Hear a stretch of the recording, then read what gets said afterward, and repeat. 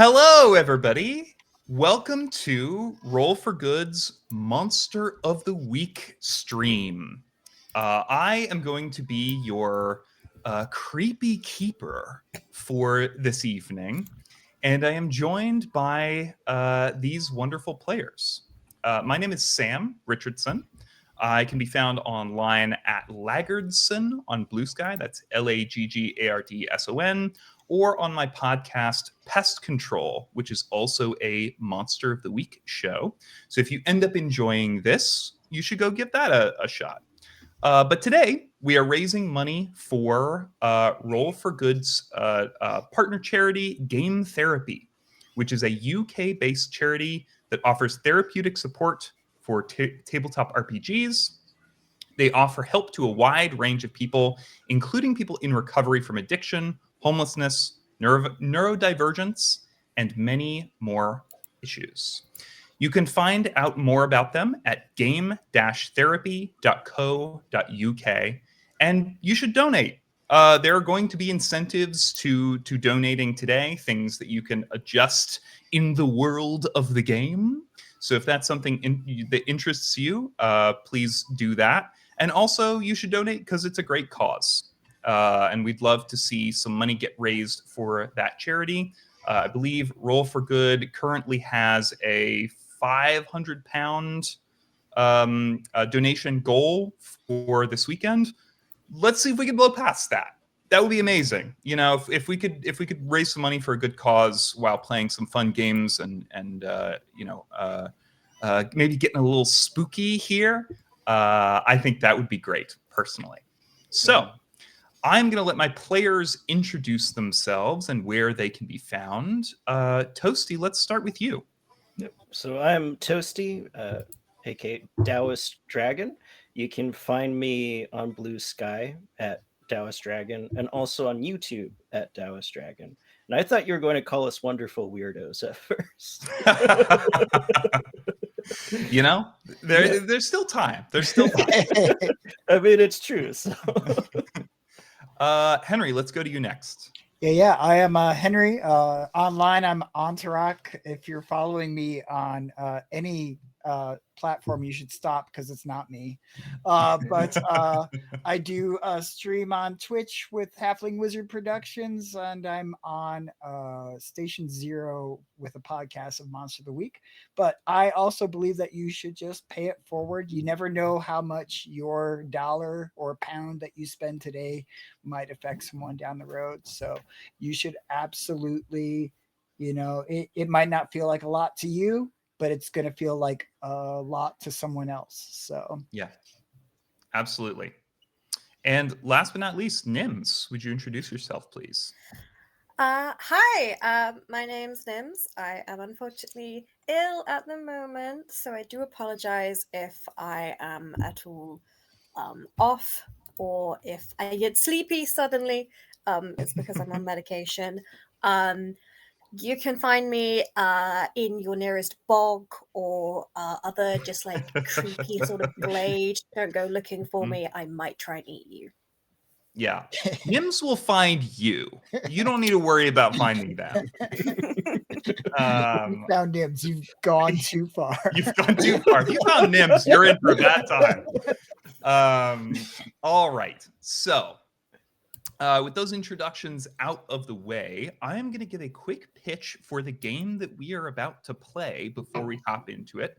If you're just joining the stream, we are playing Monster of the Week, which is a game by Michael Sands and Evil Hat Productions.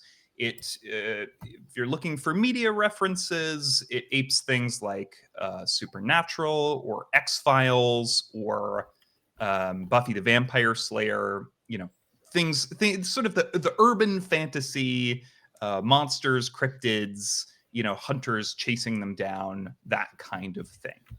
You can always say your average Monster of the Week show. Oh, there we go. Our game today is going to be about a suburban soccer team that seems to have gained elite status overnight, crushing their competition where they struggled to score a single goal before. But When one of them is found brutally attacked and covered with strange runes, the hunters know it is time to intervene. We will get introduced to those hunters in just a few moments. Just some general content warnings, things I think that will probably come up during the stream at some point. There will probably be body horror. Actually, almost certainly there will be body horror. There's probably going to be blood. There's going to be harm and peril to teens and to obviously our player characters. There is going to be some gore, a little bit of gore, you know, the hard PG-13 kind of gore.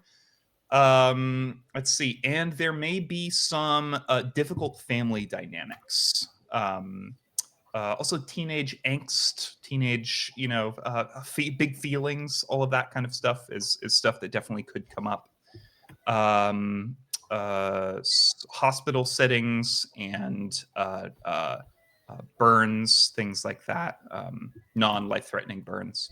So if any of that is stuff that you are averse to, please take care of yourself. You know, we would love to have you here. We'd love to see donations come into to game therapy, but you know, never watch something at your that is going to put you in a bad headspace for the rest of your evening. We're here to have fun. We're here to raise money for a good cause.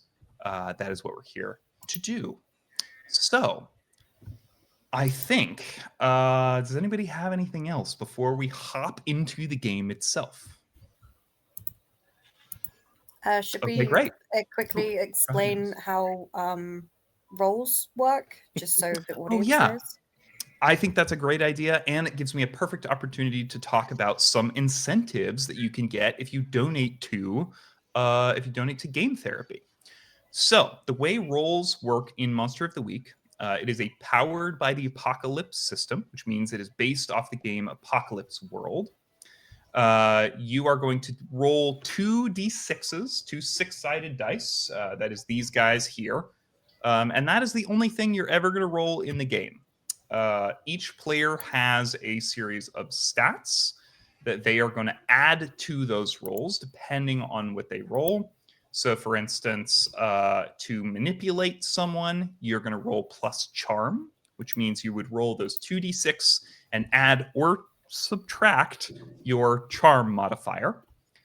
If you're going to like act under pressure, if you're trying to run away from the monster, you're going to roll 2d6 and add your cool score, and so on and so forth for the rest of the stats here, which are charm, cool, sharp, tough, and weird.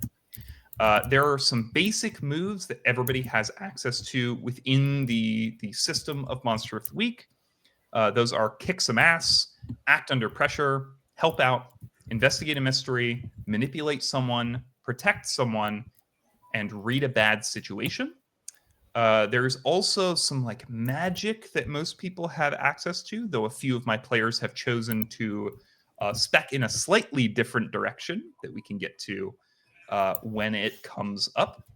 And yeah, also, I'm starting each of my players at 2 experience points out of 5, as they've had some time to get to know each other and go on some hunts previously, and 1 luck point. Luck in this system basically works as a last-ditch effort to change a roll or affect a roll that is really going to matter to you. It automatically turns a roll into a 12 or reduces harm you would have suffered to 0. However, if my players use their luck point, they are going to be what's called doomed. So when you fail in this system, meaning you roll a 6 or below, I get to take a hard move against you. And if you're doomed, I get to take a hard move against you whenever I want to, regardless of what you've rolled. So when you're rolling dice here, is going to be 2d6 plus the relevant modifier. On a 10 plus in general, you're going to accomplish what you tried to do. On a 7 to 9, there will be some sort of consequence. You'll succeed, but And on a 6 or below, you are going to fail at what you set out to do.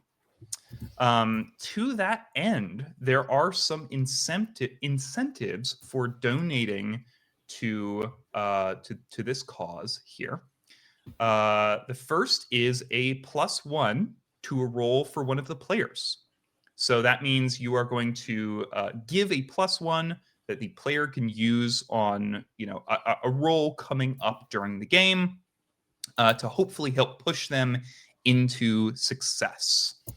The other incentive is that you can give me, the keeper, a -1 that I can apply to a player's roll before they've rolled it, which means probably pushing them closer to failure and potentially to harm or to death. Let's see. Other thing worth noting: each player has 7 harm. This is sort of this system's HP, if you're familiar with that, hit points. If they get to 4 harm, that means they are unstable. They have begun to bleed out. They have begun to accumulate more harm just by taking everyday actions. And so each action after that, they might incur harm in addition to what they would normally get from the roll. And if anyone ever reaches 7 harm, their character has died, which is a bridge we will cross when and if we get to it. All right, cool. I think that's a pretty comprehensive overview of everything here. If you have questions, players, please don't be afraid to ask. I am happy to clarify anything and everything that we're doing here today. I would also ask, other than those moves, as general moves, when y'all use a specific move, something that is specific to your playbook, your essentially character class in this system, I would like you to read out the text of that so everybody knows what is going on. I know we have at least one sort of move that has kind of been written just for this stream with Toasty's character. So let's make sure we read those out just so everybody is on the same page. And I have a second to think about what I'm going to do to y'all next. Okay, cool. So with that prelude out of the way, let's get into the game itself. And I would like to start in the town of Tiffanyville. We see it from above, a sort of suburban, respite here towards the horizon. All of these sort of cookie cutter homes, these little cul-de-sacs spread out beneath us as we glide over them. Just on the edges, we see, forest and things like that. But that has largely been pushed. That has largely been pushed to the extremities of this little suburban enclave here. And we zoom in to a particular house where we see your character, Nims, in the sort of circle of a group of women all holding books. This appears to be some sort of book club that you have gathered people here for. Would you go ahead and tell us your character's name, pronouns, playbook, and description? Yes, so I am playing Liana Moreau. She is she, her, and I'm playing the Curse Eater playbook, which is from one of the expansions. She looks, for all intents and purposes, like your standard 1950s housewife with the sort of immaculate dress, her hair done up all neatly. She wears very long sleeves, and she is always poised and graceful at all times. She has very friendly eyes. She wears long sleeves because underneath her clothes, of course, are the intense web of ritual scarification on her body that her husband used when he did sacrifice her to the devil. It didn't work properly, and she was still alive afterwards, and just rather annoyed that he'd gotten blood on her floors. But it is how it is, and she has been alive since that time in the 1950s. She's still here. I think a woman with long red hair sort of like holds the book out in front of her and says, well, I have to say, I wasn't the biggest fan of this one. I found the characters a little bit thin, though when things got sort of hot and heavy, that was, I read those pages quickly. Liana, what did you think? Oh well, it was definitely something, wasn't it? Yes, Everybody kind of nods and murmurs in agreement. Thank you again, Deirdre, for such a inspired choice. I will say, perhaps next time we go for something which tends to have, let's say, less numeracy involved in those risque scenes. It was a little difficult to keep track of how many limbs were going around, wasn't it, ladies? There's kind of a little giggle that like passes through everybody here. I'm imagining this as a place with like, tea to one side, little sandwiches, somebody's brought pasta salad. There's definitely a couple bottles of wine that have been opened that people are, swirling in their glass here. And I think y'all, continue talking through this book. And then everyone, sort of finishes up here, gets ready to leave.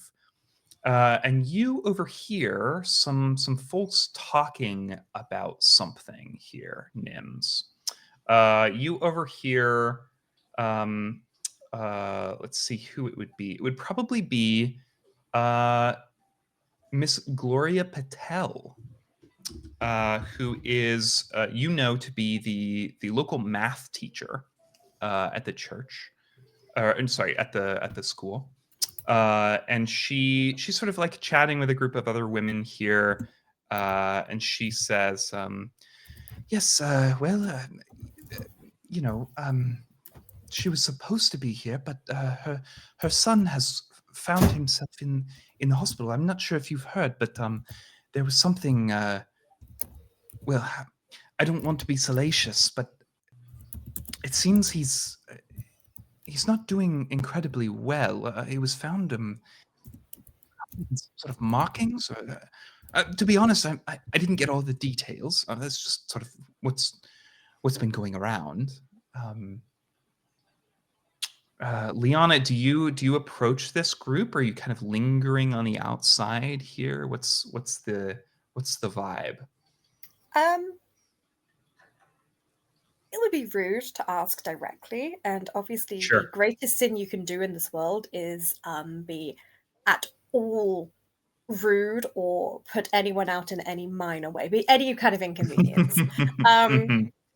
So she notes that. Which of the women wasn't present, because she knows her book club? Yeah, it would be Victoria Hubberton, who is the mother of one of the kids on the Tiffanyville Tigers, which is the local soccer team that has suddenly vaulted into national importance. They have a game coming up this evening that will decide whether or not they make it to nationals, which is something nobody had ever considered before. This is not something that is typical of Tiffanyville, of any of the the sports teams in Tiffanyville here. And to be honest, they hadn't been doing incredibly well over the last couple of years. They largely found themselves, playing local teams and struggling to score points, and then fading back into obscurity until the next year. But there's sort of an electric pulse that has been traveling through Tiffanyville here as the Tigers have climbed the ranks towards nationals.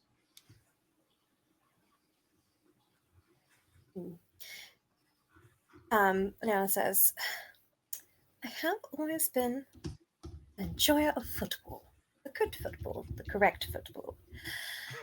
My dears, I'm afraid I'm going to have to ask you to toddle off a little sooner. I would like to pay my go visit dear Victoria at the hospital. I'm going to bring her some cookies. I'm sure she will appreciate that.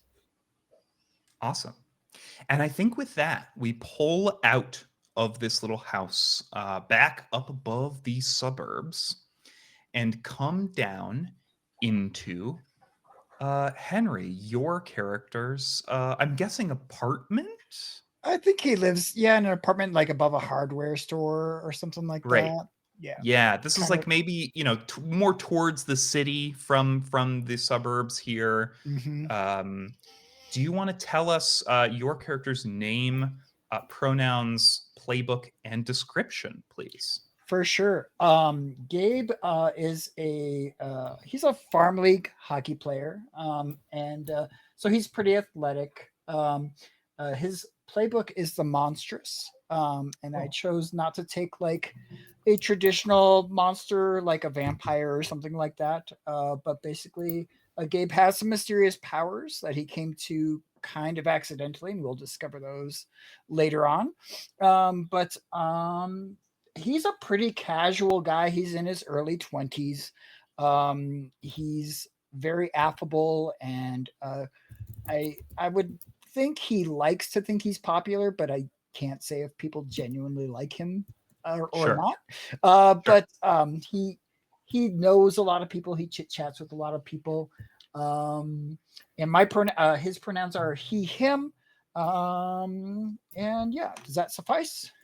Yeah, I think that's great. I think, the camera comes in, we see Gabe through the window. I'm picturing, Gabe kind of relaxing on the couch, maybe he's playing some video games here.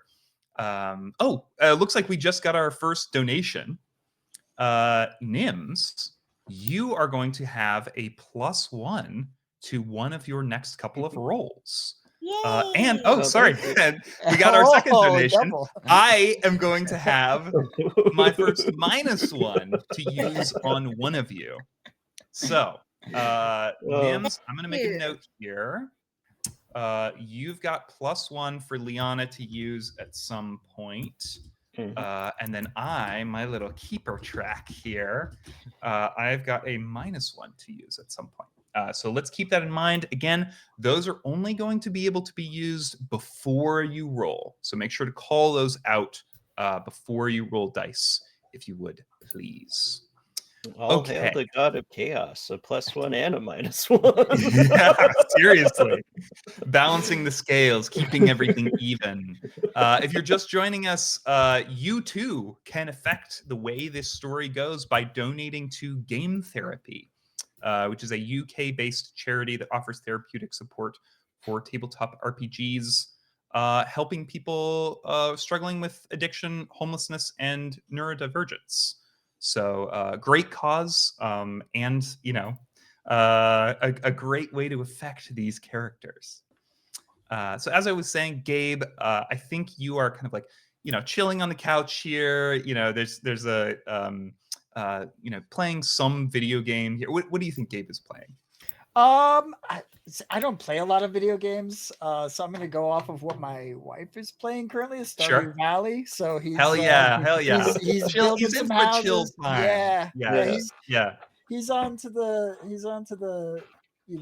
next quest, and he's kind of like, or I could just build this next house and cultivate my plants, and yeah, he's just kind of in a chill mood. He's probably got a cup of coffee still in the microwave, and he's kind of like thinking if it's worth it or not to pause the game to go up and get that cup of coffee, or if he's going to be all right without it, and he'll probably eventually, step away to grab his warmly brewed cup of joe and maybe a burrito or something like that. But Yeah. he's- Love it.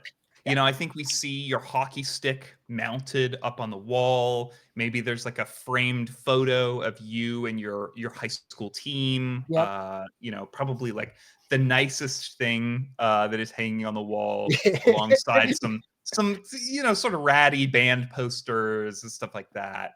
Yep. You know, I picture this couch as like a, you know, something that can fold down into a futon. Maybe there's a bag of Doritos hanging out on the coffee table here, which is one of those little gray IKEA numbers. And you're like getting really into Stardew Valley here, like really focused, you know, trying to get those crops ready to go sell, trying to make those relationships happen. When beside you, all of a sudden, you feel someone else's presence. Oh, jeez. Or should I say something else's presence? Yeah, so he's getting more and more used to this happening. But yeah, so I chose Dark Master as my monstrous curve, and something is what I have named that. So yes, Gabe stands up. He's in the middle of his game, and he just like turns around. He's like, "Oh, what? Right now? Right? Can we establish some kind of business hours or something like that?" What do you think something looks like? I honestly have this idea that your eyes kind of slide off of it, so it's really hard to describe. Yeah. I would say the impression that something gives is that it is dark, probably furry, probably has big sharp teeth and glowing eyes.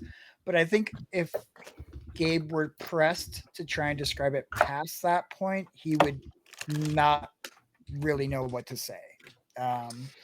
Yeah.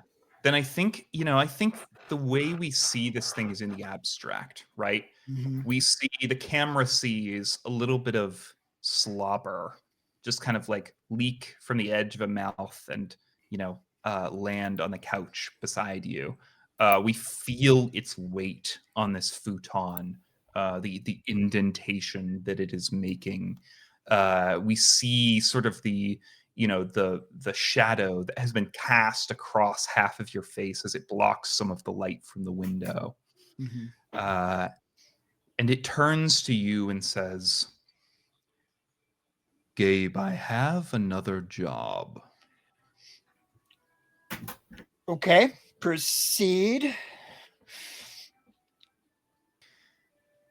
This little town has managed to accumulate a surprising amount of magical energy. You yourself are the receptacle of some of it, as are your two friends. But there is something new, something brewing, and I would like a piece. So you want a donut, or what do you? What do No, you? I don't want a donut. Okay, what you? Okay, what do you want? There is a child in the clinic. I want DNA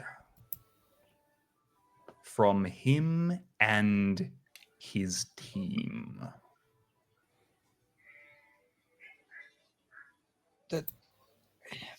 The whole team? The entire team. One sample from each. You should be familiar with them.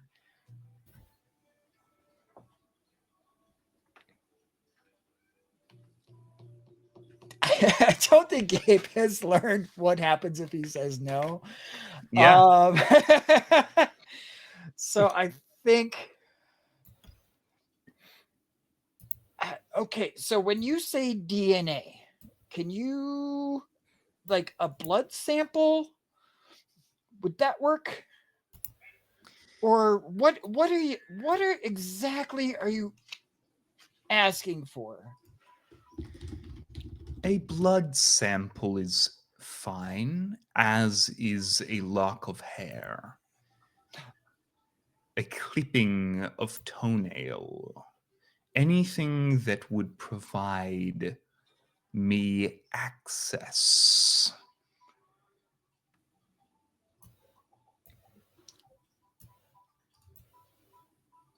And I think internally Gabe is not comfortable with this at all. And but he is, so you probably see his eyes darting back and forth, trying to think of a way to like cut a deal. But I think in the end, he's just going to agree to this and maybe try to think of a way out of it in between now and then. So you kind of see his he's like internally he's like, I really don't like this, but outwardly he'll be like, well, you're the boss. I'll do it. I am the boss. And a heavy hand rests on your shoulder. We see, these claws drawn to a point, and one more point of articulation in the fingers than we maybe expect. The edges of the claws sort of prick your shirt here, and then something is nothing. Great. Gabe is going to gather a pair of sharp scissors, a pair maybe he's got like a pillbox that he's never used, but like he's trying to think of like some kind of container he could carry these items in. And that's the first thing that kind of occurs to him is his mom probably got him a pillbox at some point, and he's had it in his cupboard, so he's going to grab that. And he's going to I think he's going to maybe call give a ring out to the flock and see if they answer their phone or not. Great. Let's pull away from your little apartment above the hardware store here, up and into the sky, where we find a murder of crows that is sort of dancing on the eddies of the wind above Tiffanyville. Toasty, would you like to give us your character's name, pronouns, description, and playbook, please? Oh, sure, but I think you just gave a pretty good description right there. But this is the Flock, aka Floyd Smith, for when they're in their human form. But they're like in H.P. Lovecraft, when you look upon something like Cthulhu, it's just sort of your brain can't make sense of it. And how your brain tries to make sense of the Flock is you see a murder of crows, and they are unnatural. They have these glowing eyes, and they're very monstrous most of the time. The Flock can do magic to make himself in that form appear more normal, but it is more effort. So most of the time, there's something wrong with these crows. And their pronouns are they, he, and she, because the Flock is comprised of all sorts of genders. Awesome. And what playbook is the Flock using? The Flock is the Hex playbook. Cool.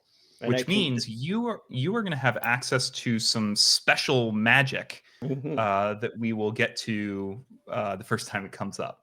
Yes. So these crows are like alighting on the eddies here, all sort of traveling together. This sort of small murmuration here, as we see the town of Tiffanyville down below you. Do you think the Flock has a phone? I think the flock has a phone now. Okay. Especially because they're hanging out with Gabe. And Yeah. I'm not sure, Liliana, you're a 1950s housewife, but have you updated to have a phone? Yeah. Do you have a landline still, Liana? Yeah. Liana Liana, sorry. has a landline, and I think Gabe gifted her a phone, and she was like, "Oh, lovely!" And it's still sitting in its box, not set up yet. Love it. Love it. Yeah. So I Yeah. think the flock has a phone, but in their murder form, it's going to be hard to access that. This was going to be my next question. Mm. What does it look like for your phone to start ringing when you are a murder of crows? Oh, God. Please tell me that some of the crows just start vibrating. Yeah, yeah.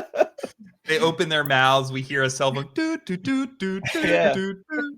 I guess that depends if the phone can merge with him or if he has to like drop or they have to drop the phone when they shapeshift. I imagine You tell me. yeah. They have to drop their phone. So as much fun as it would be to vibrate, I think what it looks like is their phone in the distance has started to ring. Great. Yeah. We see like a little pile of clothes. We just see the phone light up in the pocket and begin to vibrate there. And then we are back up in the sky here with the flock. What is the flock looking for? The flock is looking for people. It loves people because it can make deals with people for magic Right. and so forth. And with that, if their phone started to ring, if it's fine with you, Sam, I like to roll maybe an act under pressure to see if I notice my phone start to ring. Ooh, okay. Let's not make this an act under pressure. Let's Okay. make this a sharp roll. Okay. So let's do this. This is not going to be one of the basic moves. This is just going to be a basic sharp roll. So I'm going to have you roll 2d6 and add your sharp bonus. Okay. And that is a 6. A 6. Okay. So this call goes completely unanswered. Go ahead and mark experience. Right. Every time you fail in Monster of the Week, you are going to gain a point of experience as you learn from your failure, learn how to do better next time. And unfortunately, Flock, you completely miss Gabe's call as your eyes alight on a person standing outside of their car on a busy highway. A busy intersection here. They have pulled their car off to the side of the road. You see steam and smoke kind of like emanating from the hood. They're standing there with their hands on their hips, one hand on their forehead. This looks like someone in need of a bargain. Oh yeah, that's an easy mark right there. Mm-hmm. So the flock is going to fly to their clothes, but they've not in time to notice their phone. So that call is just going to be a voicemail or whatever for now. Yeah. And they are going to shapeshift back into their human form.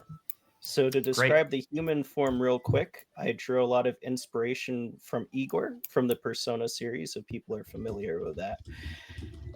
Just kind of Igor has, or like the flock appears like he's human with just like a little bit longer limbs than it should be. Like his fingertips are a little bit longer than they should be. He has a long nose, but it's not like comically long. It's just a little bit longer. And he tends a little bird like. Yeah, a little bird like. He tends to smile like this. Yeah,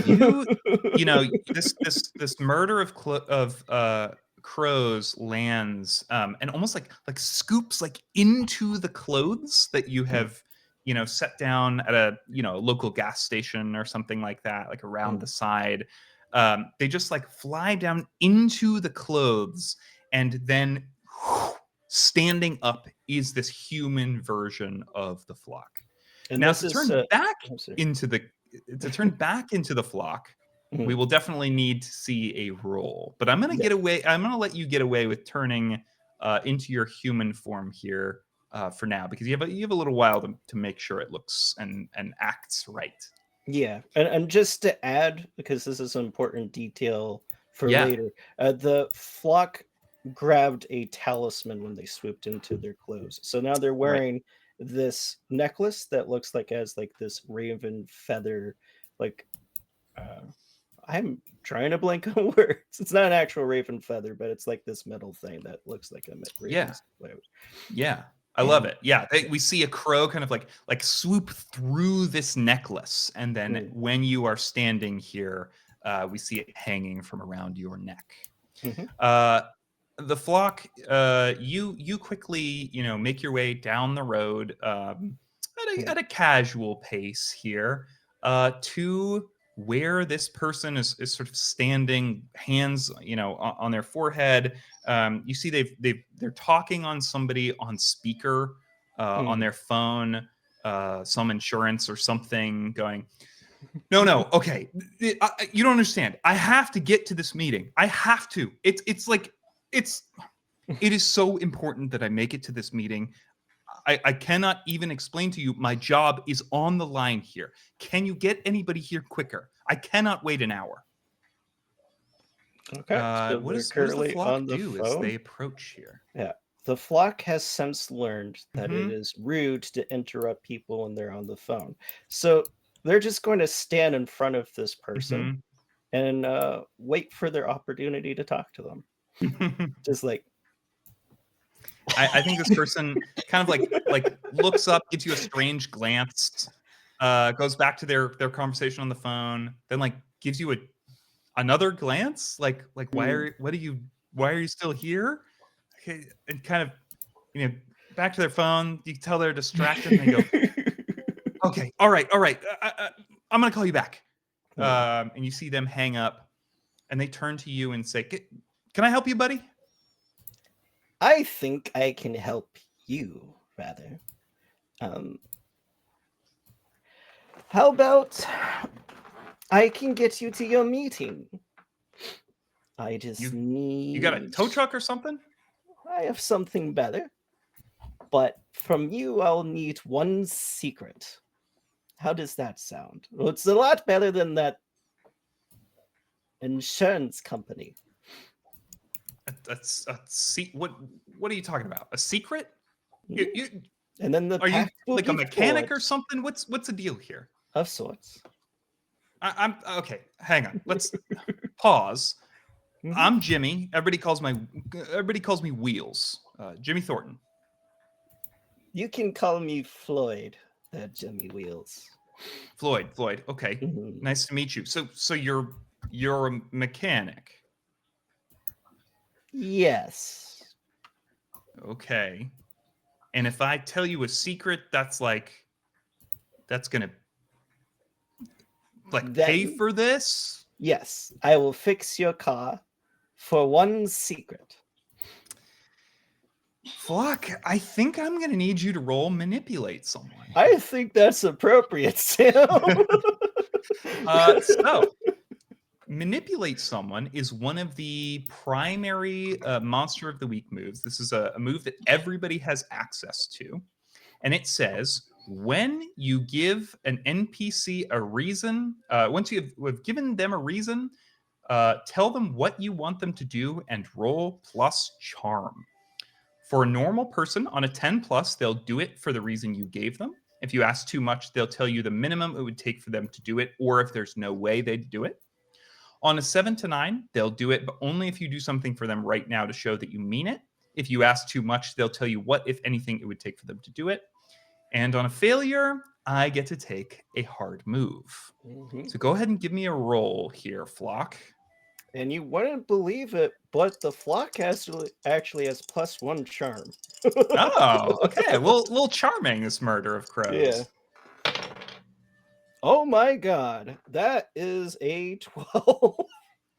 A 12. Okay. On a 10 plus, they'll do it for the reason you gave them. Yeah. He kind of like scratches the back of his head, trying to decide whether he can trust you. And then he kind of like shakes his head and he's like, All right. Well, look, I don't got a better option here. So, you want a secret? One secret. How secret does it need to be? Are we talking like Oh, for this, something minor will be sufficient. something minor? All right. Well, the reason this meeting's so important is I'm up for my former boss's job, and I'm the one who got him fired. Hmm. But nobody knows that, and you don't know where I work, so it's not like you can go tell anybody, right? You're not going to go tell anybody. Don't worry, I don't want to share this secret with anyone. It is our secret. Okay. And with that, To be honest, you're a little freaky, but if you can get my car working, what we can call it a day. The flock is going to use magic to do something beyond human limitations to fix this car. Great. Awesome. So yeah, use magic says when you use magic, say what you're trying to achieve and how you do the spell, then roll plus weird. On a 10 plus, the magic works without issue. Choose your effect. On a 7 to 9, it works imperfectly. Choose your effect and a glitch. The keeper will decide what effect the glitch has. And on a failure, again, I get to take a hard move. Mhm. So Flock, go ahead and give me a roll plus weird. And as I am the hex, one of my hex moves is called Wise Soul. Whenever I use magic right before I roll, I can ask the keeper what exactly will happen on a mess, and then I can decide to stop doing the spell if I don't like what the risk is. Ooh, okay. So I think that on a miss here, on a miss, you are going to cause this car to explode, which is going to draw a lot of attention to both you and Wheels here, and is certainly not going to get him there in time for his meeting, as he will be in police custody. Mm-hmm. Well, that is a sacrifice that I am willing to make. Okay, great. Let's see it. Okay. That is boxcars plus 3. Oh, wait, sorry, plus 2. So that is a 14.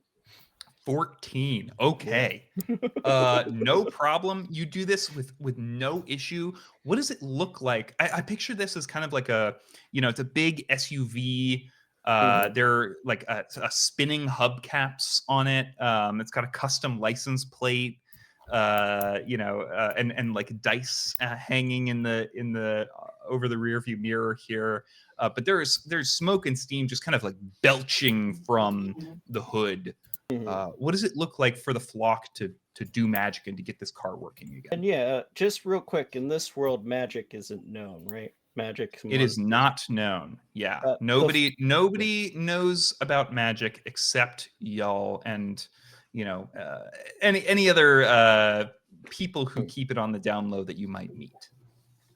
So the flock is ancient and still hasn't wrapped their head around that because they're still used to the time of the medieval ages of witches and stuff that would come out into the woods trying to beseech them for magical power. So they don't know that they should probably be hiding their magic that they're going to do. And they just go right out. They pull from like a pocket some components, which happens to be shavings of iron, and then they crumple it in their hand, and then they hold their hand out, and the car is just wrapped with this ethereal, like light green, pale green, almost like the sickly green glow, as like the components that are wrong with the car start to correct themselves, so like the smoke starts to go away, and it's yeah, we hear like the grinding of metal from the engine compartment of this car as these pieces like mold themselves back into place, cracks healing over here. with these little sprinklings of metal and this like glowing unnatural light. A few of the cars that are driving past you on the road, like have to like stop quickly or whatever. There's a little bit of rubbernecking here as this car begins to glow. But after a moment, the smoke and the steam that is belching from the engine dissipates, and you hear the rumble of the engine as the car starts itself. And Wheels is like staring at you and staring at the car and is like completely flabbergasted by what has just happened here and says, thanks. Thanks, dude. Wow. That was you said you're a mechanic? And as he does And- that, the flock's like, our business has concluded, and walks away. Awesome. And they are now going to walk to Gabe's house because we know each other, and it's the start of the day. And I'm Yeah. apologize because your name I keep getting wrong. It's Liana, right? For Nims? Okay. Yeah. So Yeah. I know Liana is currently in book club, so I'm going to go to Gabe, and we're going to meet for the day. Yeah, I think as you walk away, maybe you check your phone here just to see yeah. like, if you've got any texts from Gabe or whatever, and you see that missed call. And if it's all right with you, Henry, I think you also see a text that says, I'm headed to the Tiffanyville hospital. Meet me there. I think that'd be after he finishes the voicemail. You'd send that Mhm. text for sure. Cool. Yeah, great. All right. Then I think we are going to cut to the front doors of the Tiffanyville Hospital. This is not a huge building. It's a couple stories tall, 3 stories tall or so. This is definitely the local hospital. There's a bigger one in the city for sure. But this kind of manages Tiffanyville and the surroundings here. And you all begin to walk up to the entrance at just about the same time.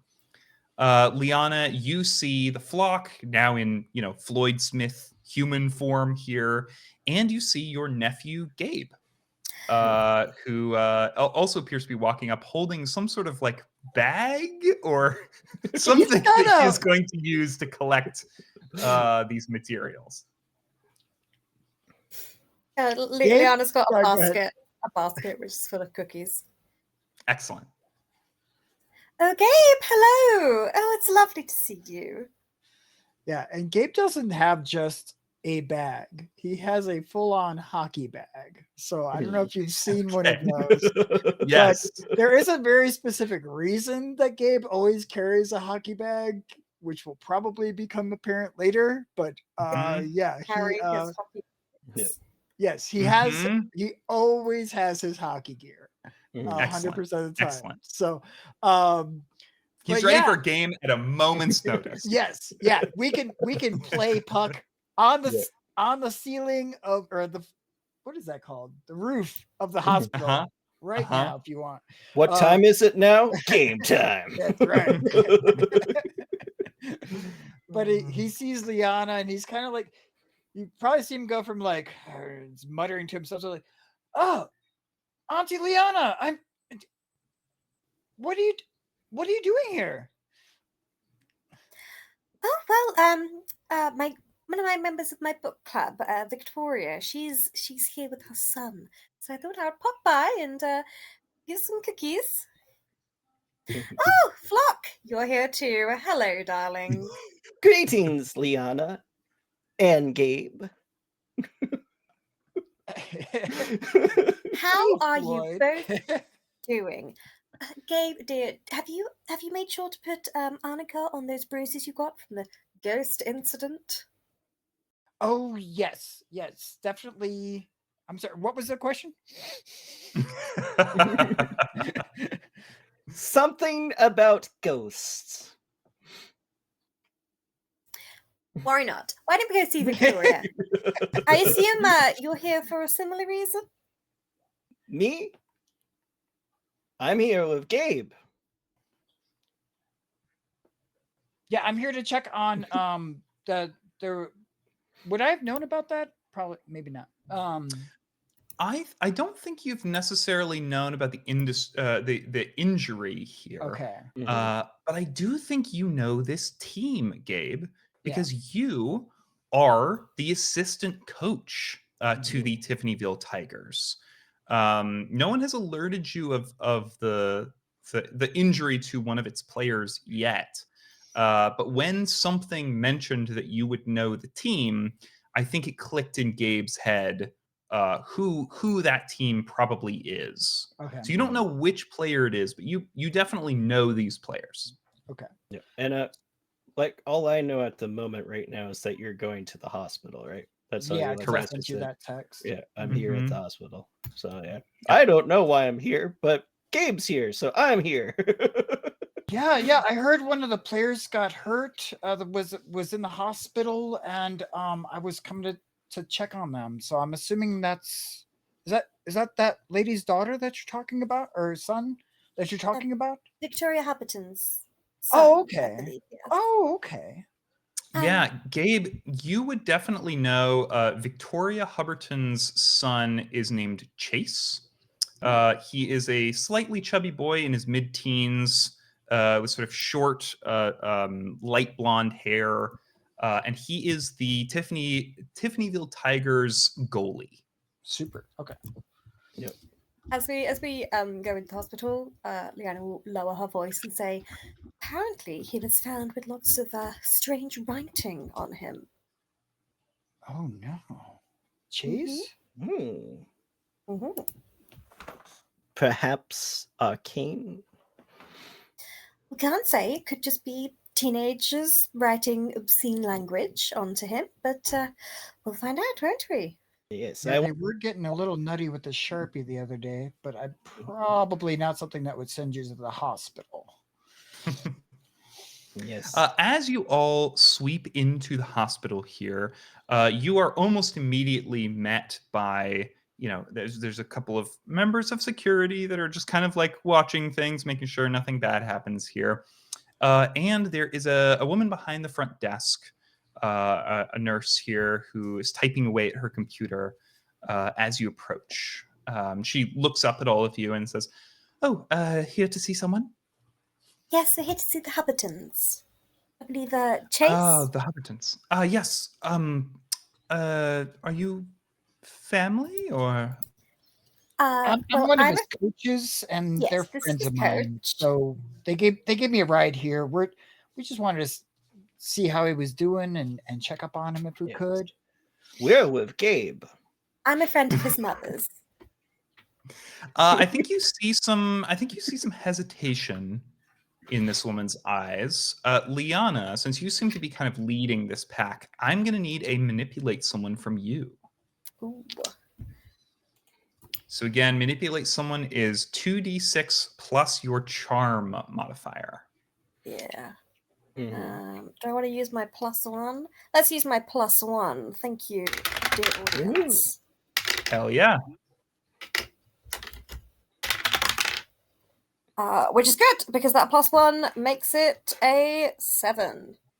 Amazing. Okay, a 7.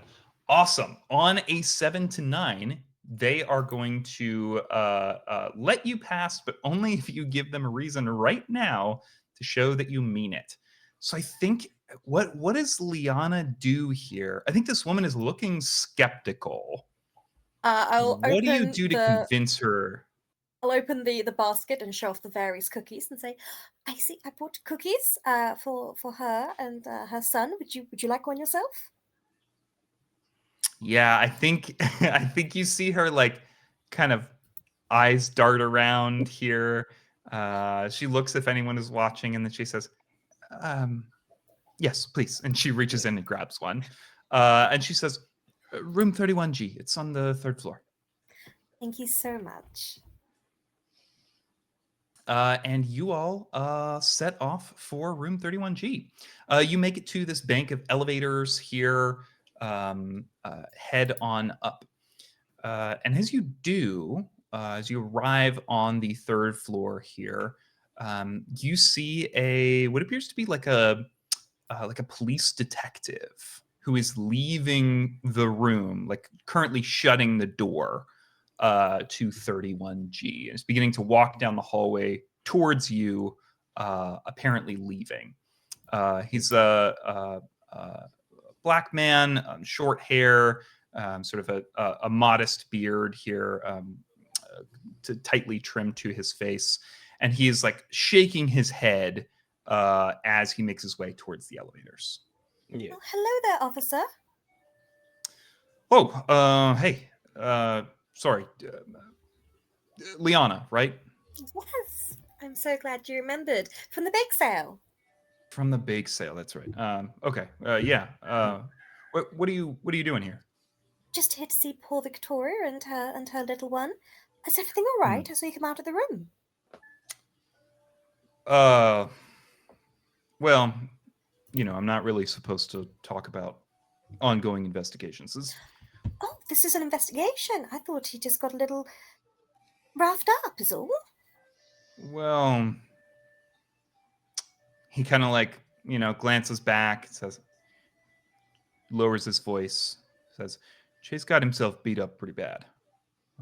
Nothing permanent, of course, but yeah, his parents gave me a call, tried to see if we could figure out what was going on, but he's refusing to say anything about his assailants, so not much I can do here. I'm very sorry to hear that. Well, do let us know if we can help. Of course. Gabe and Floyd, pleasure to see you both again. And he kind of like squints his eyes at you a little bit, Floyd, a little suspiciously, as he makes his way towards the elevators. Yes, Yeah, thank you, officer. I say, just like hastily pulling Floyd along. A pleasure as always. Do we know this officer, or do we have a Yeah. name, or is it just? Yeah, I think this is Officer Shepard. Okay. You all would know him, having encountered him on a previous hunt. Officer Shepard is, well, he's decent at his job. He often sticks his nose in where it is maybe not necessarily wanted. And he is deeply suspicious that there is something of a more magical nature going on in town. You said that his name is Officer Shepard. Officer Shepard, So yeah. The flock's going to be, I hope to see your sheep one day. Yep. Just keep walking. Come on, Keep Floyd. walking. Let's go before. But is he not a shepherd? Hush, hush, hush. He makes spies. Come on. He kind of like, Bye. one last glance over his shoulder suspiciously at all three of you. Bye-bye. And then you see those elevator doors close. See you, Mr. S. All right, he so disappears. here is what I'm thinking. We'll have a look, see if there's anything strange going on, and then I will distract Mrs. Victoria. Gabe, darling, why don't you talk with the poor boy, see if you can get anything from him. I could take Victoria out for a cup of tea. Yes, that's what I'd do. Have the room to yourself. And Flock, darling, why don't you have a look around for anything odd? I know how much you enjoy that. You know me so well. All right, great. Do you all like, Liana, I'm guessing you maybe rap on the door softly just like here. I don't know if you can hear this. Yeah. Yeah, I think after a moment, you hear some shuffling inside. The door opens and you see Victoria Huberton. She's a white woman with long blonde hair. She clearly has been like crying. Like you see her eyes are kind of red rimmed here. And she opens the door, sees you, Liana, and you see her kind of like, I think she looks relieved to see you here, especially, holding this big thing of cookies and whatever. And then she glances back at Chase. And all of you, I think, for the first time, get a good look at Chase's injuries. Chase has been very beat up here. He has a large black eye that is like swollen closed. You see a variety of bruises on his arms and some that kind of disappear beneath the hospital gown that he's in. He's laying hooked up to, an IV. Nothing like, Like a it's just, it respirator or anything appears like to be that? like a saline solution kind of thing. Again, as the officer said, it doesn't seem like there's any necessarily permanent damage. Though you do notice that his arm is in a cast at this point. So, Victoria, sees you, Liana, and then sees Floyd and Gabe, and says, "Oh, I wasn't aware that word had really gotten out yet. Oh, Thank you for coming." darling, it's all quite all right. Some of the ladies at the book club were talking about it. I thought I'd come and see how you are. And obviously, Gabe is on Chase's team, and so I was quite worried about him. And Floyd is also here. Say hello, Floyd. Yes, I am also here. Hello. Darling, you look shattered. Why don't I set these down here, and I'll sort of like lean into the room and put them down. Why don't you and I go and get you a cup of coffee or something, and Gabe can chat with Chase. I'll lower my voice and say, maybe if it's just them, he'll let us know what happened. Yeah, I think you see, as soon as you say that, she kind of like tears well up in her eyes a little bit. He clearly has not told her what has happened either. And she, kind of gives you a little nod, follows you out into the hallway, Put my arm and around her, allows, make comforting noises. yeah, and allows Gabe and Flock to come into the room here.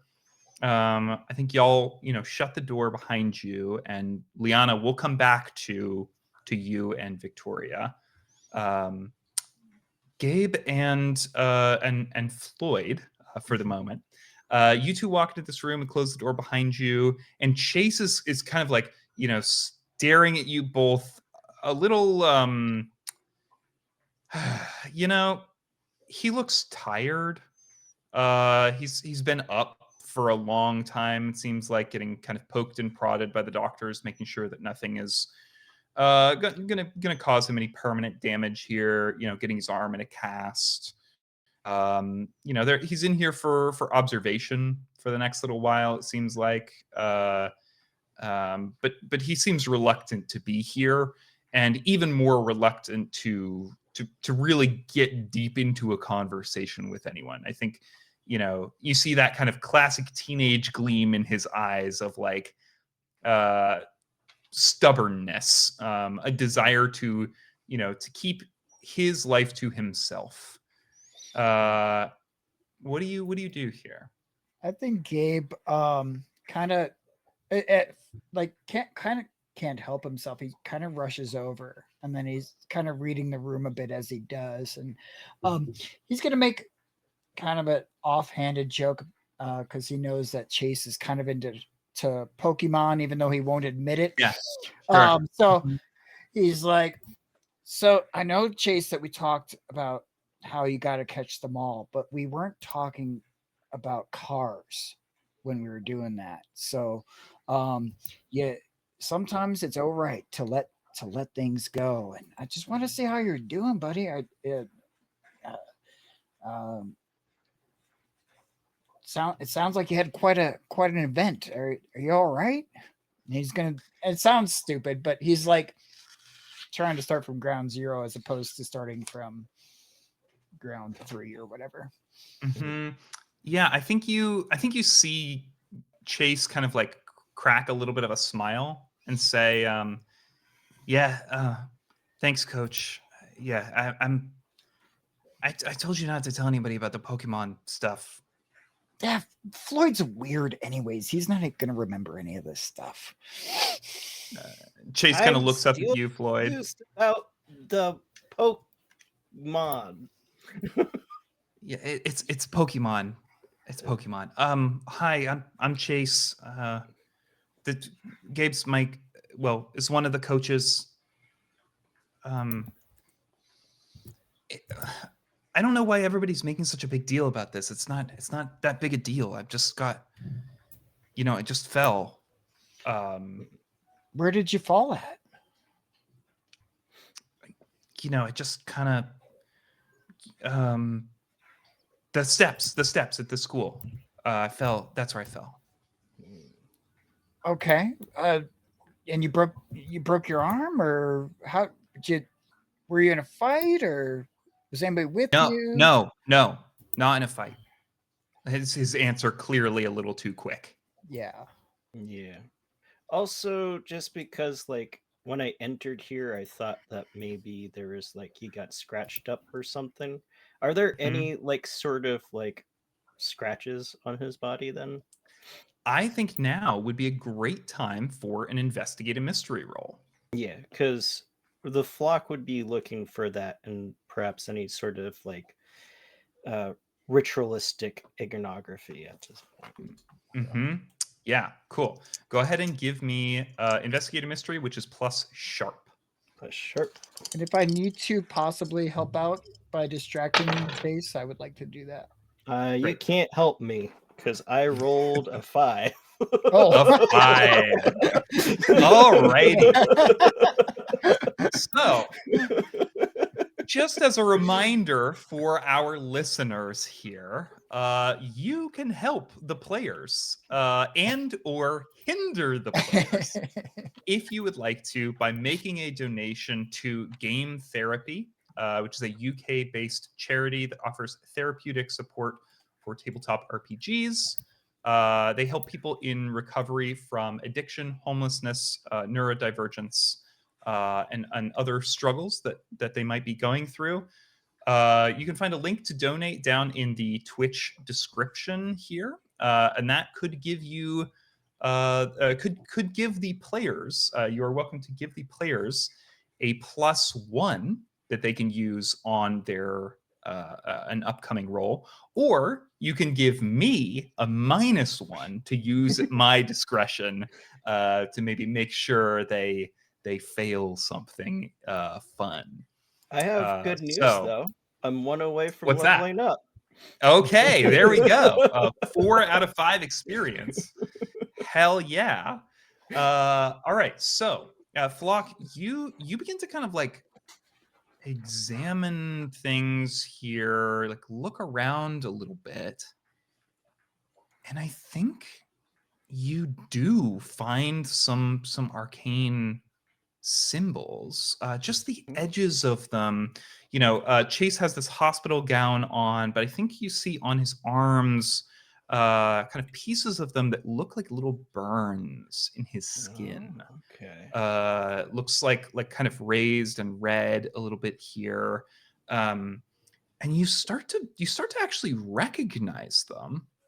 And as you do, I am going to need you to make a weird roll for me. All right.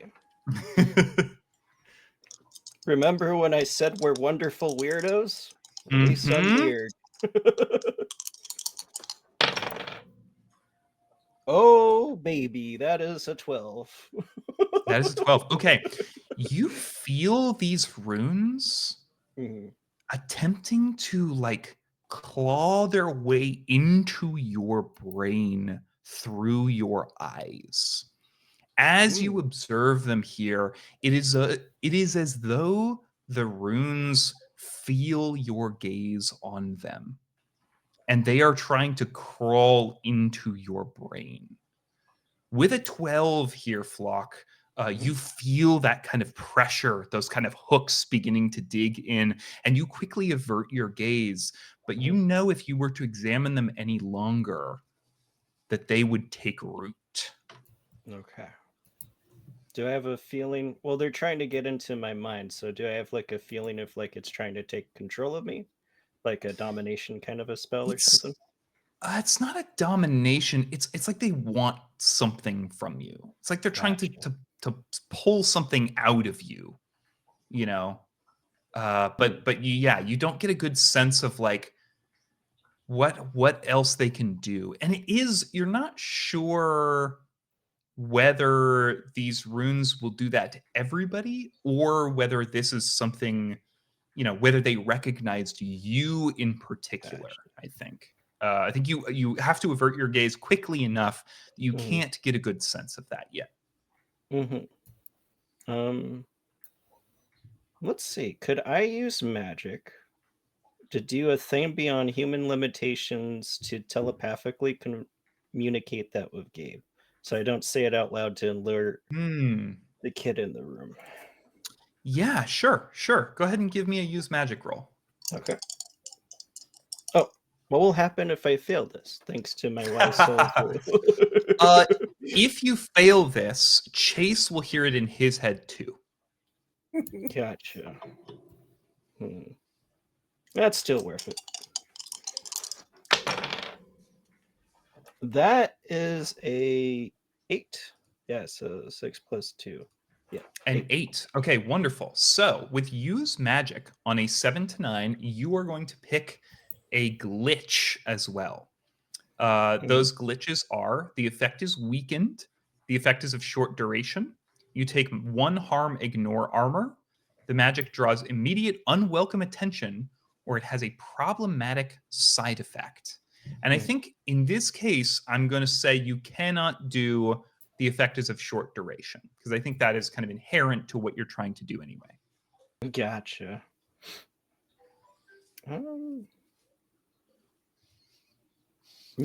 Just because it's fun, let's do a problematic side effect. A problematic side effect. Okay, great. Awesome.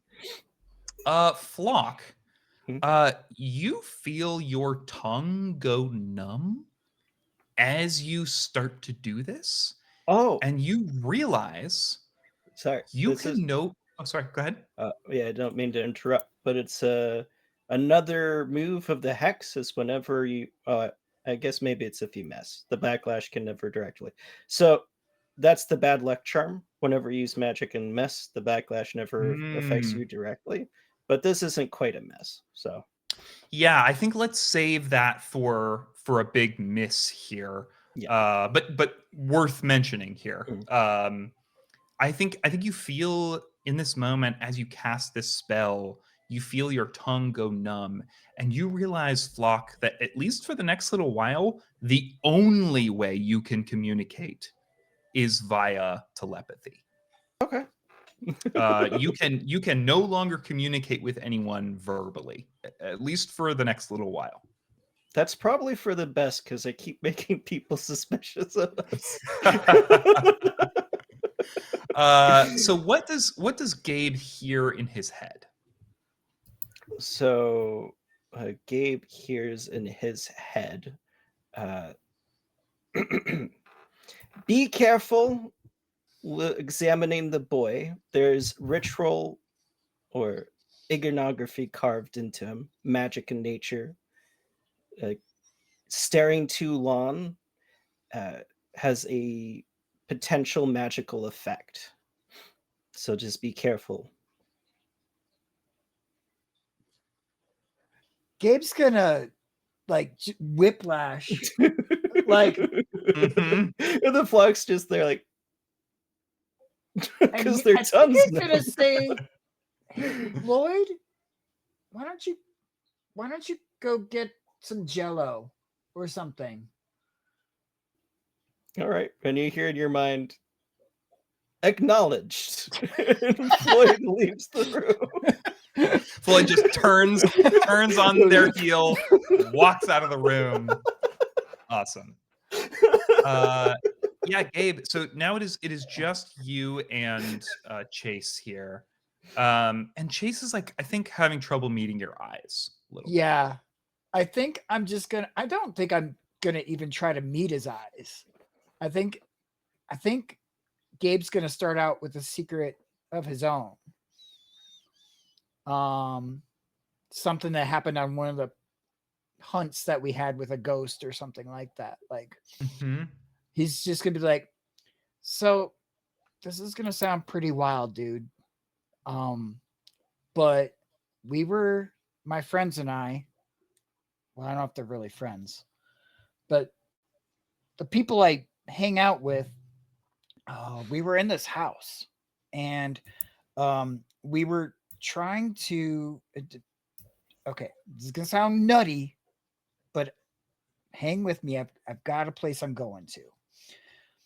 But we were trying to help what we thought was a spirit be freed from this house, and we were in the basement, and one of us was working with some texts, and another of us was trying to figure out what some writings meant,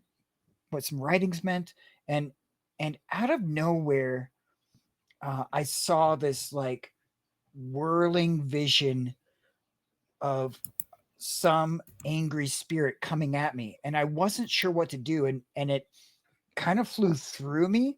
And he's gonna show him like a scar on his forearm. He's gonna be like, and it left this mark. And I just want to, I'm not gonna tell anybody anything. I mean, but if something weird happened to you, I have friends.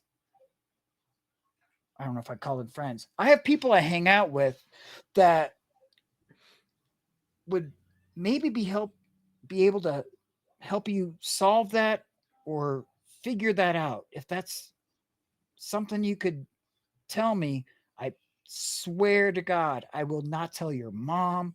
I won't tell any of your mom's friends. I won't tell the cops. I won't tell any of your teachers. I won't tell anybody on the team. It'd just be me and you. So I know you didn't fall down the steps, dude. So what happened? I think I need to manipulate someone from you, Gabe.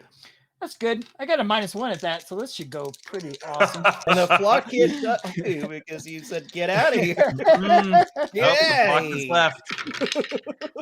That's a 6, -1, 5. That is a So, 5. That's a 5. I think Chase looks up at you, and you see kind of a storminess on his face here, and he says, "Yeah, like you're not going to tell the team. Coach, you have no idea what you have no idea what's been going on." And I think he like makes eye contact with you specifically and says, "And even if you did, you're too late anyway."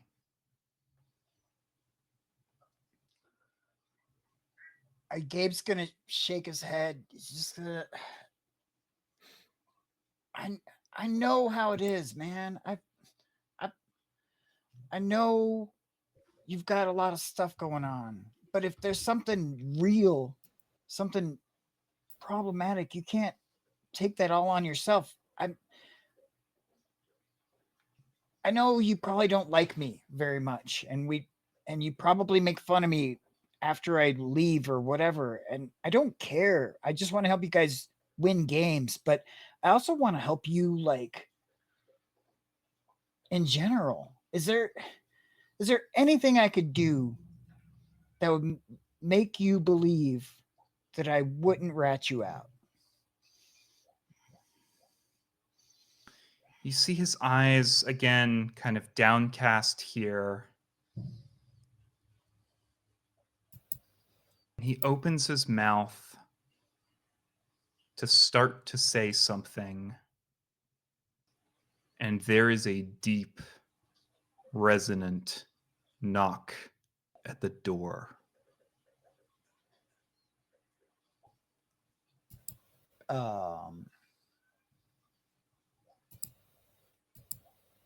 When you say deep, resonant knock,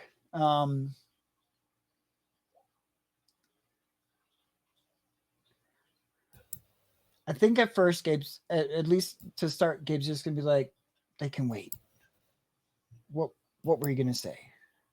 Chase has gone bone white here and is staring at the door. All right. I guess I will put myself in protective mode, I guess, just mentally thinking that something's obviously wrong and open the door. Part of me just wants it to be me with the pudding. Jello! It was Jello, damn it! Oh, I'd have to come back. Oh, we'll come back to you and Liana. Yeah. Don't you worry.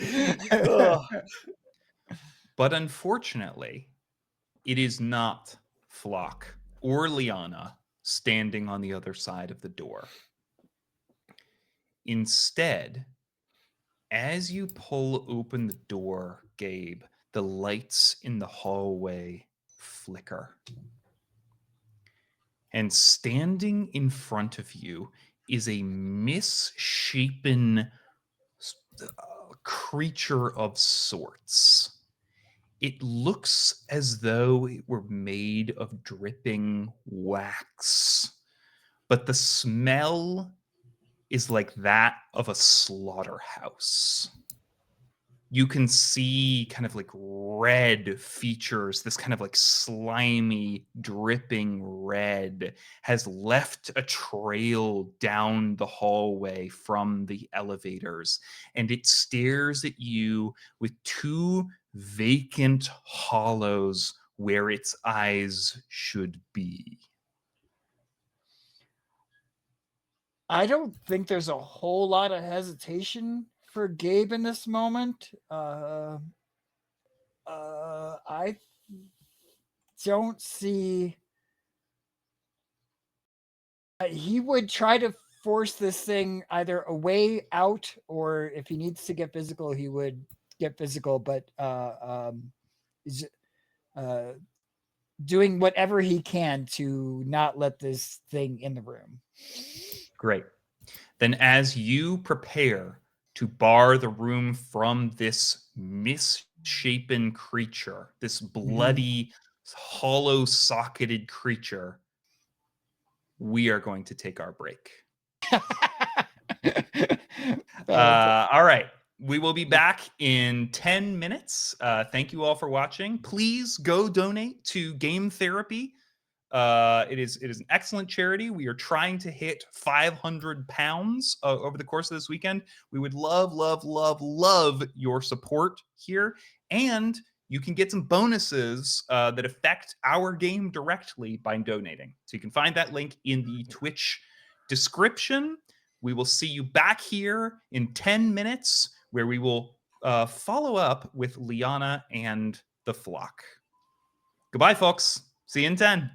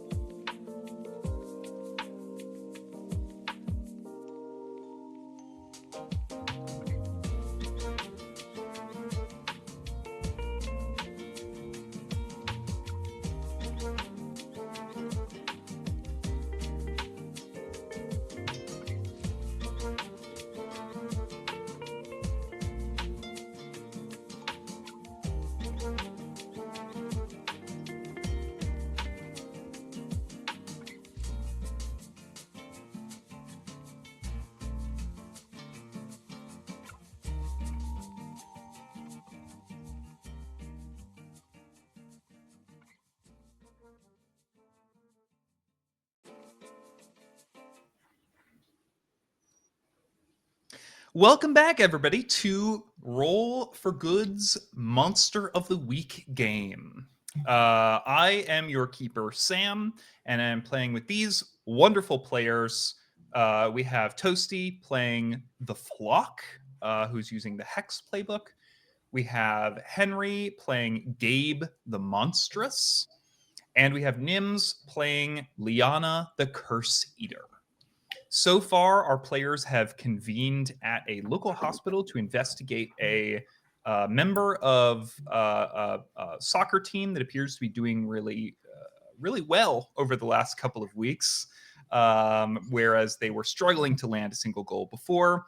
However, their initial investigations have met some dead ends so far while talking to the injured teammate. And right before our break, we saw Gabe confronted face to face with some sort of bloody, waxen, homunculus figure that knocked on the door of the injured player. We are going to start back up with Liana, who has taken the injured player's mother, Victoria, out into the hallway and down a bank of elevators to grab some tea and maybe comfort her a little bit. So, Liana, Victoria is, holding this steaming cup of coffee here, or cup of tea rather. Whichever she prefers. I think it's tea. I think it's tea. And blowing out a little bit, and she says, "I'm sorry, I missed book club." It's quite all right.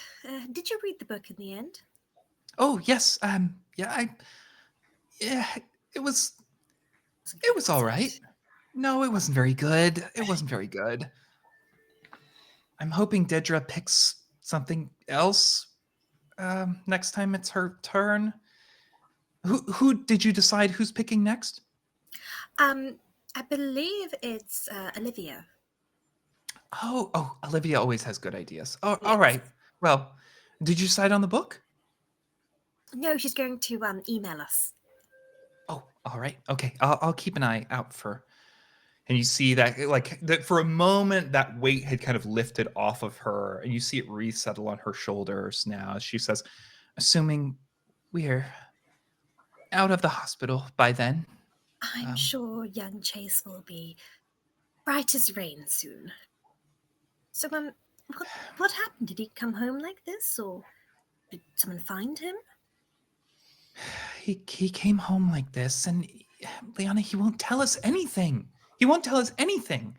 We've tried to, we called the police. We had them come by and talk to him. He's clammed up.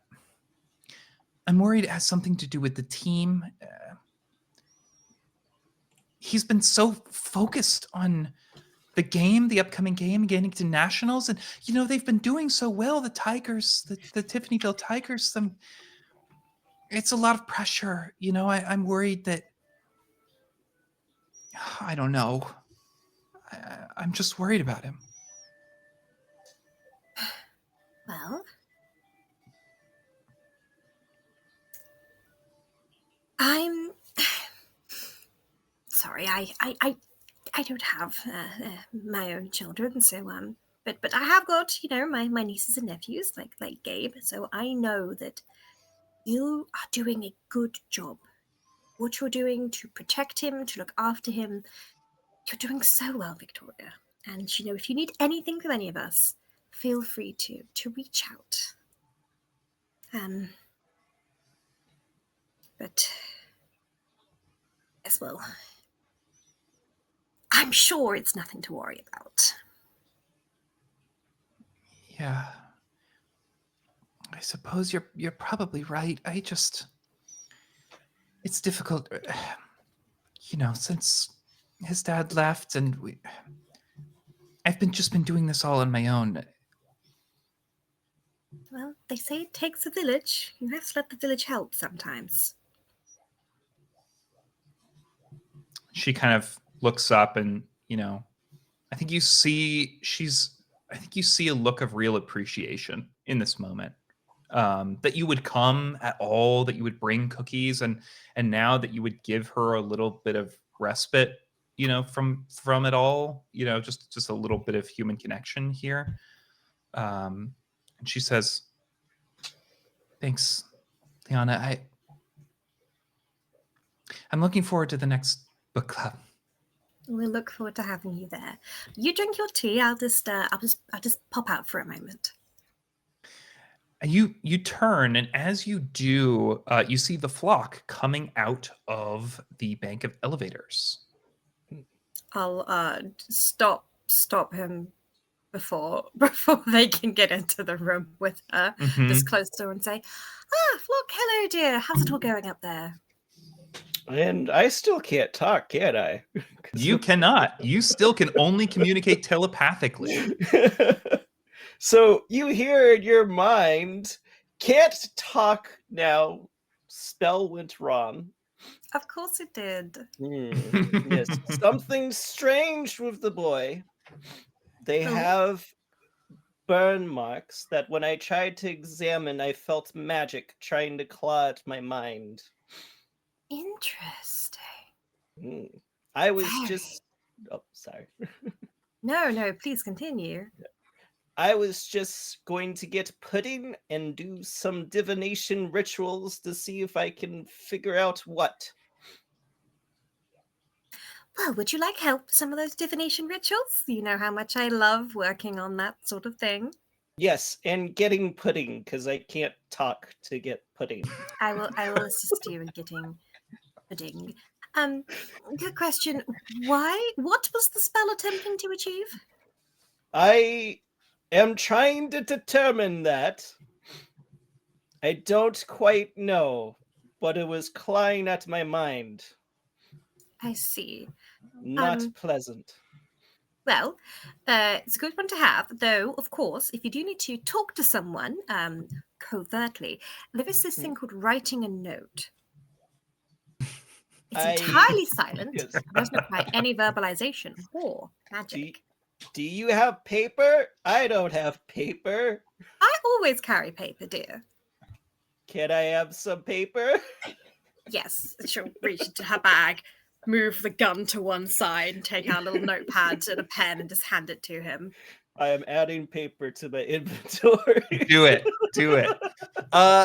Real quick, we have just gotten a donation. You all three of you have gotten a +1 to use on a future roll here. So thank you so much for donating. If you want to be like the person who has donated here and affect the story, please go in the Twitch description here and go give some money to Game Therapy, which is a UK-based charity offering therapeutic support for tabletop games and helping a wide range of people, including those in recovery from addiction, homelessness, and other struggles here. It's a really great cause. We're aiming for £500 by the end of the weekend. You could go give players help, and you could give me ammunition to use against them. Would love to. Yeah, everybody's shaking their head. Don't forget, I still have a point that I haven't used yet. Thank you so much for that donation, and keep it coming. So Flock and Liana, you make your way to the hospital cafeteria here. Liana, you help Flock get some pudding. And then Flock, it sounds like you are going to be casting some divination magics. Yes, it's actually important that we got the pudding. So you know how people read tea leaves? Well, you can do something similar with pudding. So Flock is going to open up one of these puddings and use the move Cast the Bones.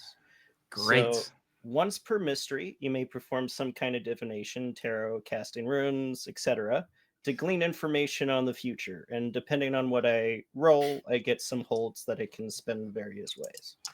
So here we go. Awesome. Can I assist with this? Let's see what Flock rolls first, and then if it goes bad, or if you're if Flock is like right on the verge of the next thing, then absolutely. Yeah. I should mention it's plus sharp. Yeah, it is plus sharp. Okay, that's a 9. So yeah, with some Okay, assistance, I could bump so up to 10.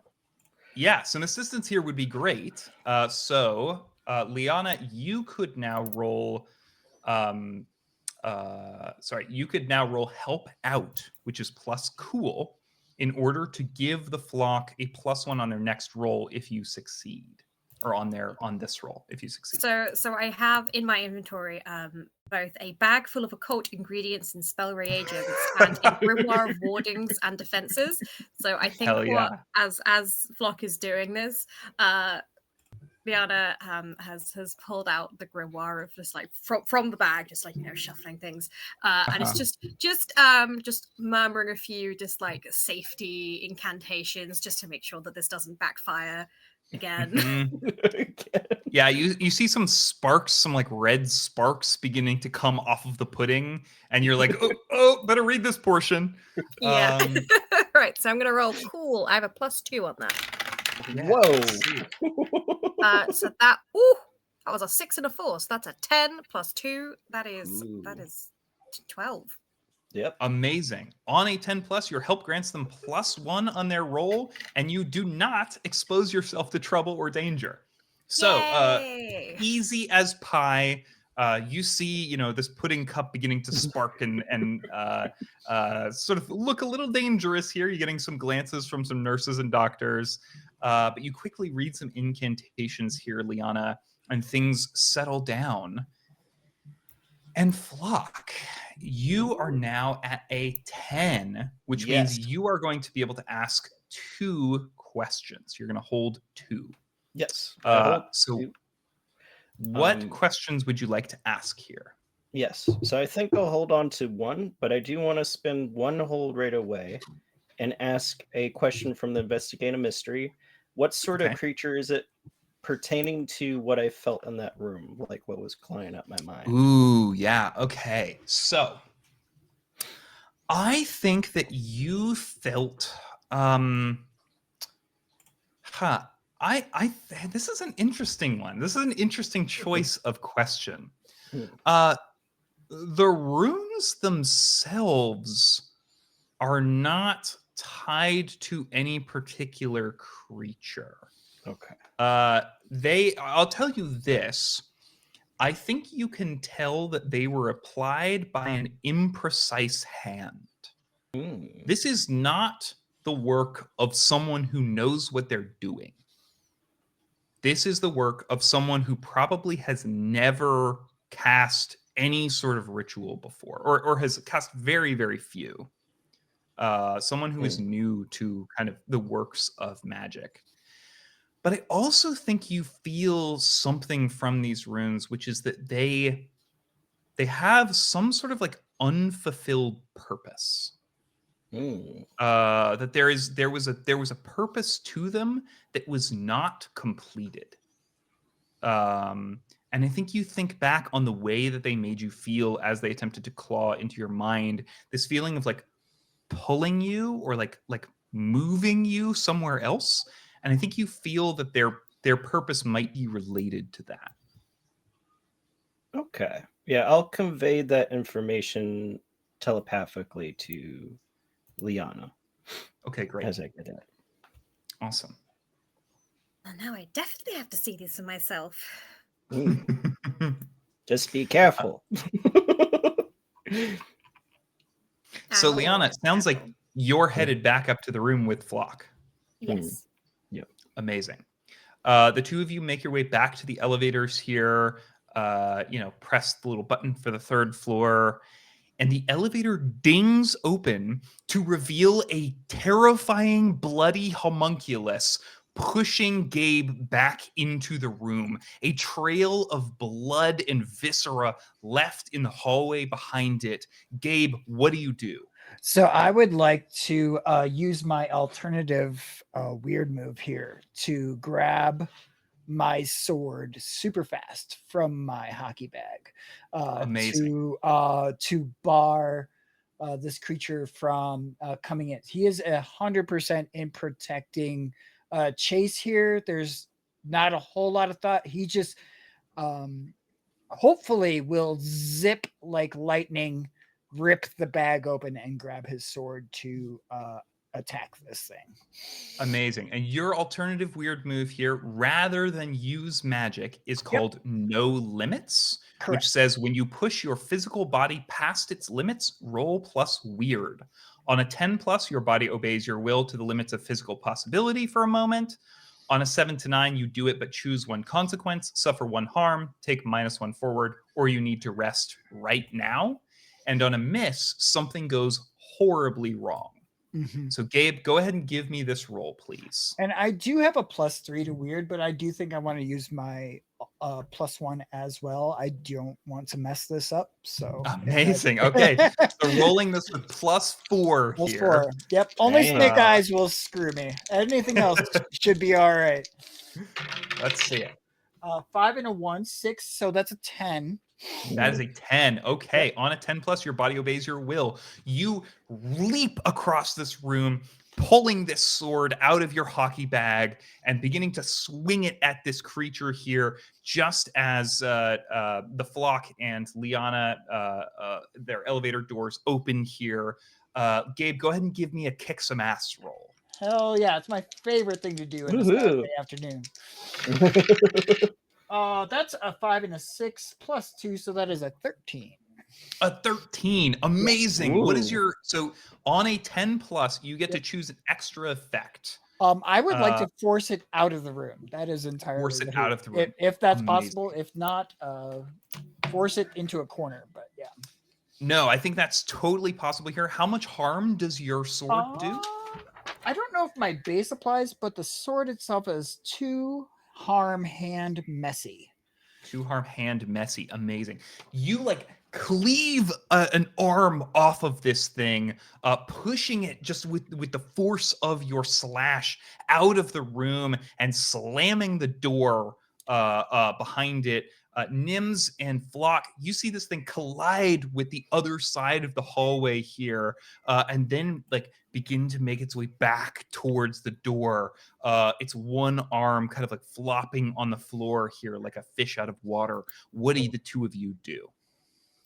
I would like to use magic, please. Amazing. Okay, cool. What are you trying to do? I would like to use trap a specific person, minion, or monster. Amazing. And where are you trying to trap it? So, my third bit of gear listed in my sheet, which you can go and look at, is manacles and chains. Okay. trying to handcuff this terrifying creature. So I love it. Basically, what I'm going to do is I'm going to drop my bag and then begin to just sort of like gesture and chant, and like the chains are going to like lift out and then just like basically almost animate like snakes and just wrap around this thing. That's what I'm going to attempt to do anyway. Okay, give me a use magic roll here. That is plus weird. I have a +1, but I'm going to use one of the lovely +1 given to us by the audience. That I rolled a 6 and a 4 again. I'm not even kidding. Amazing, amazing. Okay, so that's 12. 12. Okay, wow. Absolutely killing it here. On a 10 plus, your magic works without issue.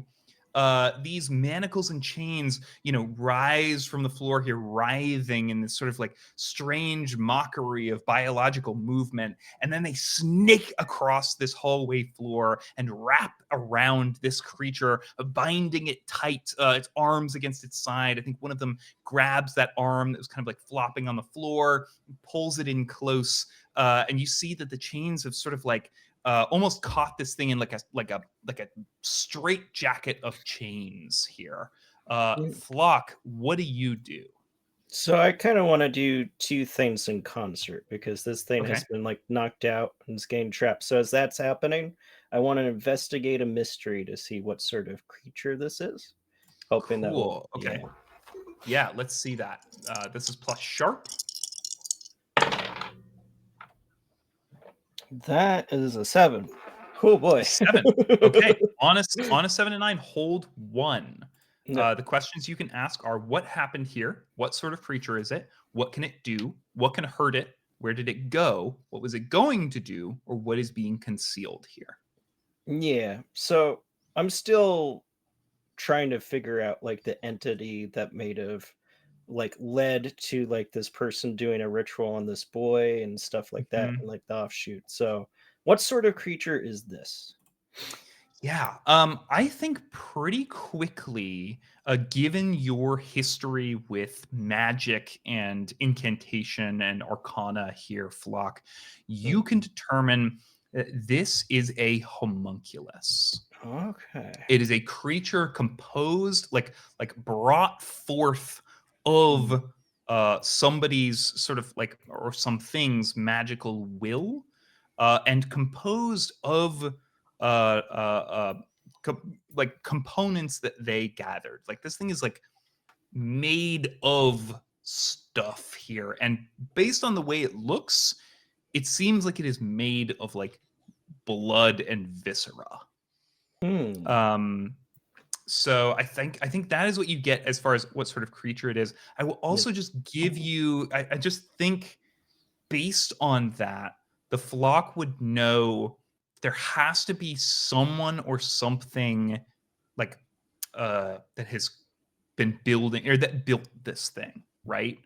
Like this is not the final boss, so to speak. This Mhm. is a minion of something more powerful. All right. Also, real quick, looks like we got another donation. This is a -1 that I can use at any time on Oh one of no. my lovely players to God. try and uh, get a failure from one of them here. I've got 2 of those that I can use at this point. We haven't gotten to any climactic rolls yet, but thank you so much for the donation. If you want to be like this lovely person, you can go down in the Twitch description and donate to Game Therapy. We would absolutely love to help them hit their help Roll for Good hit their £500 donation goal, and maybe even blow past it. So if you've got a little bit of extra cash, you want to do some good with it, now is a great time to do that. Flock, yeah. So you have determined that this thing is a homunculus here, that someone has created it out of like blood and flesh. And what is the second thing that you were trying to do? Okay. And since it's trapped now and I have a clear shot, I'm going to blast it with magic. I'm going to do Amazing. inflict harm. 1 harm, ignore armor, magic obvious. So Great. Okay. Give me a use magic roll. oh, what will happen if I miss this? Why is If you miss this, you will break the chains that Liana has used to bind it. okay.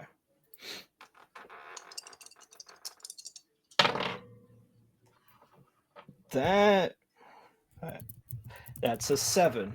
Oh god. That is a 7. Okay, Yeah. just Ooh. on the other side of that of a potentially bad effect there. Yeah. So on a 7 to 9, you need to pick a glitch. Your options are: the effect is weakened, the effect is of Hmm. short duration, you take 1 harm, ignore armor, the magic draws immediate unwelcome attention, or it has a problematic side effect. I'm going to do. I like the magic trying immediate unwelcome attention. Here we go. Okay, amazing. Yeah, you cast this magic. You hurl this bolt at this creature here, and you see it just like this bolt of magical energy. What color is it? Like, what does it look like? Do you think? It's that same sickly pale green. That sickly pale green. I love Yeah. it. Yeah, this kind of like awful insidious green here launches from your outstretched hand and just goes right through the meat of this thing's head, and you see it slump over, now deceased. There we Uh, go. in the room, Gabe, you see that Chase has like backed all the way up against the walls, like crawled in the bed to be as close to the corner as possible, away from the door. but you hear, the sound of some fighting outside, and then you hear silence. I will say this, Flock, you have alerted something's attention, but you do not know what that is yet. I think the last thing we see in the consciousness of this homunculus is it turn its hollow eye sockets to look at you. Can I spend my last hold of Cast the Bones to know what that creature was that I've alerted? Ooh, yeah. Let me look at what Read the Bones or Cast the Bones says. Yes. Yeah, I think especially the question here that makes the most sense is who has touched this person, place, thing, or creature before me. That is one of the questions you can ask here.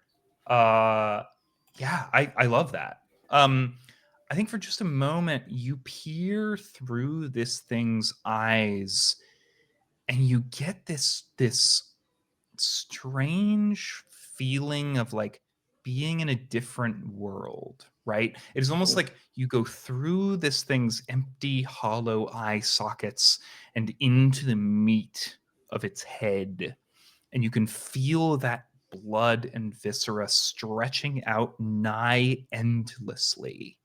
Flock, I think this is it's almost comforting to you. Yeah, I was just because going to say. it is eldritch in the same way that you are. I feel homesick now. And I think the other thing is like it isn't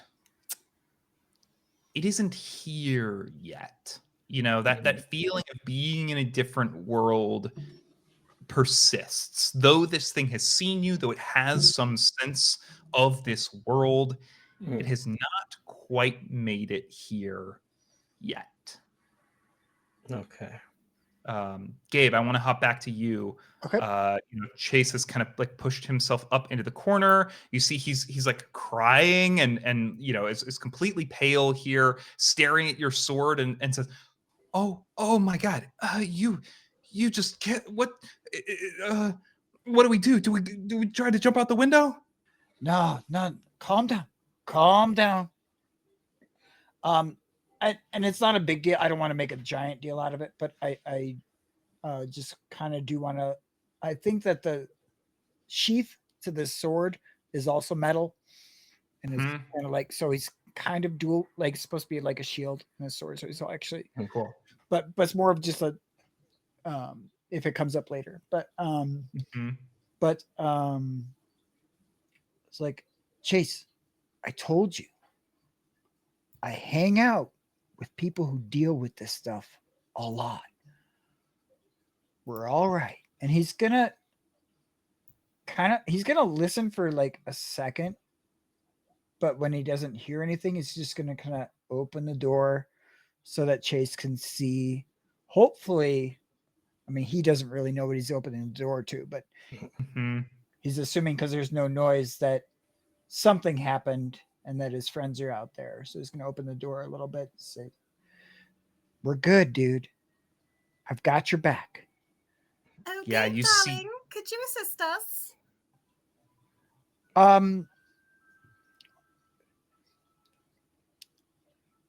What do you need help with? I need you to move this thing out of sight. I've been to that room. The gross thing on the floor? Don't worry, it's quite dead. Okay. Then he'll like pick down the doorstop or whatever on the door, and like, see, I'm still learning, but you're in good hands. And then he'll kind of like do a really dumb, cheesy adult move to a kid and be like, "Are we good?" Chase is just like backed up into the corner, still looking terrified. Eyes like locked on the thing, though it is not moving. I don't think he's convinced that it is dead yet. Yeah. But and I think you hear him kind of like mumbling something to himself. Yeah, and with that scene, like this kid's not convinced. The flock like pokes its head in. It's like, don't worry, it is dead. Yeah, you Into his poke head. it. Dead. You poke it, and this thing kind of like slumps over to the side, clearly no longer animated by whatever force was animating it before. And you see Chase's shoulders kind of relax. He wipes at those tears, and he says, I just can't believe they would do that. That doesn't make any sense. I told them I wouldn't say anything. I'm not gonna like rat them out. I know how important the game is. I'm not. This isn't. This wasn't supposed to happen. Oh, hush, hush, hush, hush. It's quite all right, lovely. She says, spattered in gore as Yeah. behind her Gabe is lugging this chained monstrosity into the room. Listen, would you like a cookie? Would that make you feel better? I have chocolate chip. They are quite Yeah. good. Okay. Yeah. I'll take a cookie. I'll hand him the basket of cookies. And sort of as I'm doing that, sort of like that movement, can I investigate a mystery, please? You absolutely can. Yes, go ahead. As he like reaches his hand over so I can get like a look. Yeah. Go ahead. This is plus sharp. So that is 4 plus 3, so that's 7 plus 1, that's 8. 8. Okay. On a 7 to 9, hold 1. Again, the questions are: what happened here? What sort of creature is it? What can it do? What can hurt it? Where did it go? What was it going to do? Or what is being concealed here? So I actually have the move Curse Whispers, which gives me 3 extra questions of what sort of curse is this? Where did this curse come from? And is there a curse here that I can consume? Okay. I'm going to say, what sort of curse is this? Yeah. This is a binding or a transportation curse. This is a curse that I think as you examine these runes, and I do think you feel a similar pressure to what Flock mentioned, though not as biting perhaps as they encountered it. I think you get the sense, Liana, that this is sort of a curse of exchange, trading one thing for another, seemingly trading Chase for something else. Ooh.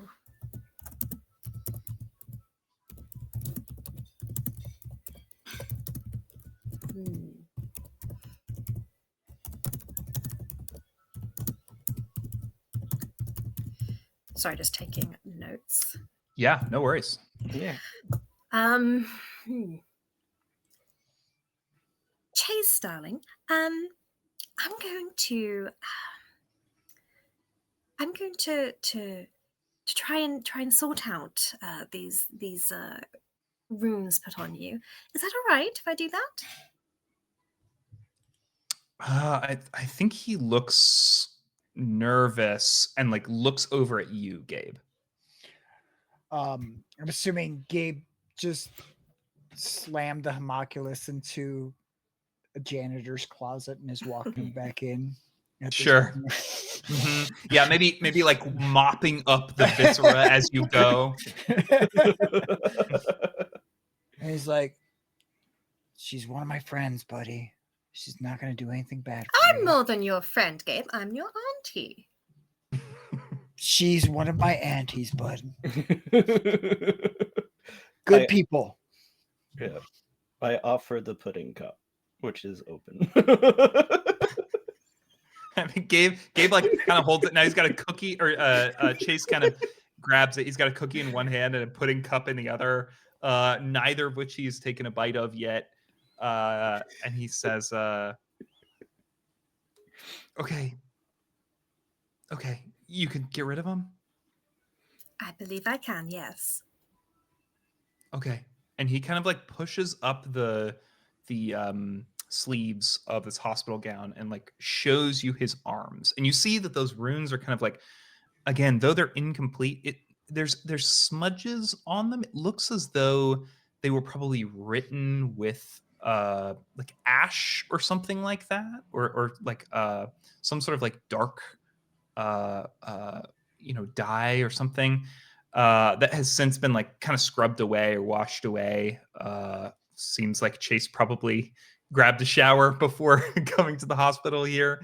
But the welts, the kind of marks remain, and he holds out his arms for you. Oh, these really were done by an amateur. Well, you might want to close your eyes for this, dear. You'll feel a slight tingling sensation. He hesitates and then slowly closes his eyes. It's probably a good thing he does, because what happens is that Liana's mouth opens and then continues to open as the skin tears across her face. More mouths open up on her neck and on her hands and up her arms. All of the old scars reopening as just these huge, gaping, toothy maws. As the welts begin to dissolve into this red light that just is slowly eaten and consumed by these mouths. As I use the move Devour Evil, which is when you absorb a curse, a monster, phenomenon, minion, or evil magic, roll 1 die, which I will do now. If a die shows a 1 to 3, mark 1 corruption. On a 4 to 5, I mark 2. I just rolled a 5, so I'll mark 2 corruption. On a 6, marks 3. For a minion or monster with half or more harm capacity remaining, mark 1 extra. I don't have to do this because I don't think this is a minion or a monster. It is not. If you have more corruption than consume magics, I ask the keeper to provide me a power and a downside this curse gives me. If the curse was small or short-lived, it is then destroyed. If it is strong or long-lasting, and I use its weakness, then the curse is lifted. Yeah. Some curses can't be related this way, blah, blah, blah. As you do this, I think Flock leans into Gabe and is like, is this just what humans do now? I think Gabe is trying not to Ralph into the mop bucket. He's just kind of like, yeah, I'll take that as a no. Yeah. So, Liana, here's how this is going to work. The effect is that you can trade yourself. You can exchange yourself for another person at any time. This is a weak or short-lived curse, which means it is just going to work the once. The drawback is it has to be you. You cannot use this to exchange, to other people. It is you exchanging yourself with another person. I shouldn't say person, another living creature. So I can swap places with them. Yes. Yeah, and I think, after this sort of sensation fades, Chase opens his eyes. Your mouths have all kind of like seal up, and then as it does so, there's just this light burp as I just go, tasty. And Chase kind of holds his arms up in front of himself, examines them, and says, "Whoa." And then he kind of looks back up at you, Liana, with a newfound, wonder or appreciation or something, and says, Did you make a deal with the crystal ball?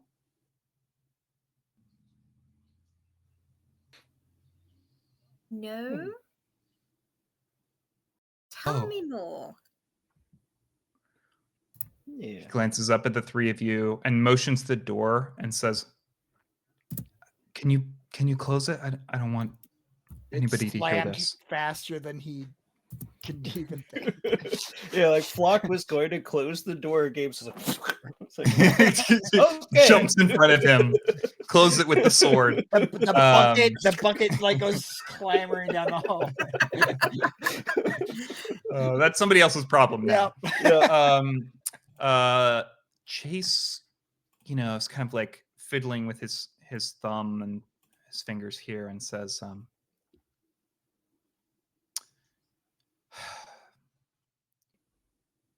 the Tigers, we made a deal, or not a deal exactly. I'm not even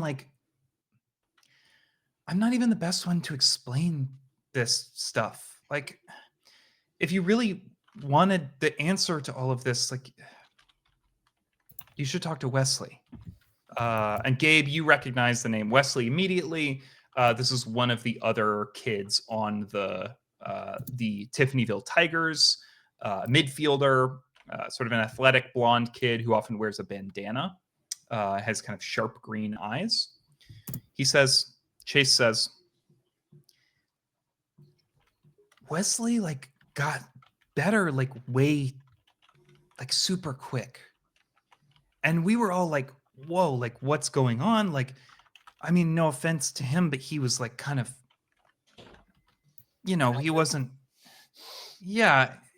like Jackie or Evan, or Jackie especially. Gabe, these are Jackie and Evan Brickley, who are the fraternal twin children of the head coach. Jackie is like the team leader, basically, team captain. And Evan is her kind of not screw up twin, but someone with a little bit more to prove.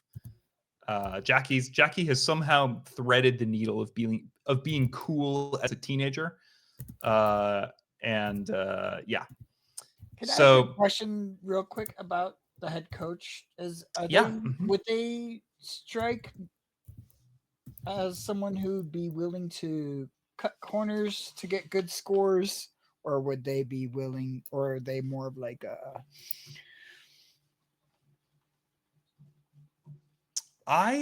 Here's what I'll say. Okay. So this guy. You've worked with him for a while. His name's Brad Brickley. Coach Brickley to the team here. Yeah. He has been elated that the team is doing as well as it has, but he has also seemed very surprised that the team has been doing as well as it has. That's exactly what I was trying to ask. He after the team started doing well, he used to have this kind of thick beard. He shaved his beard to just a mustache to look like the guy from Ted Lasso.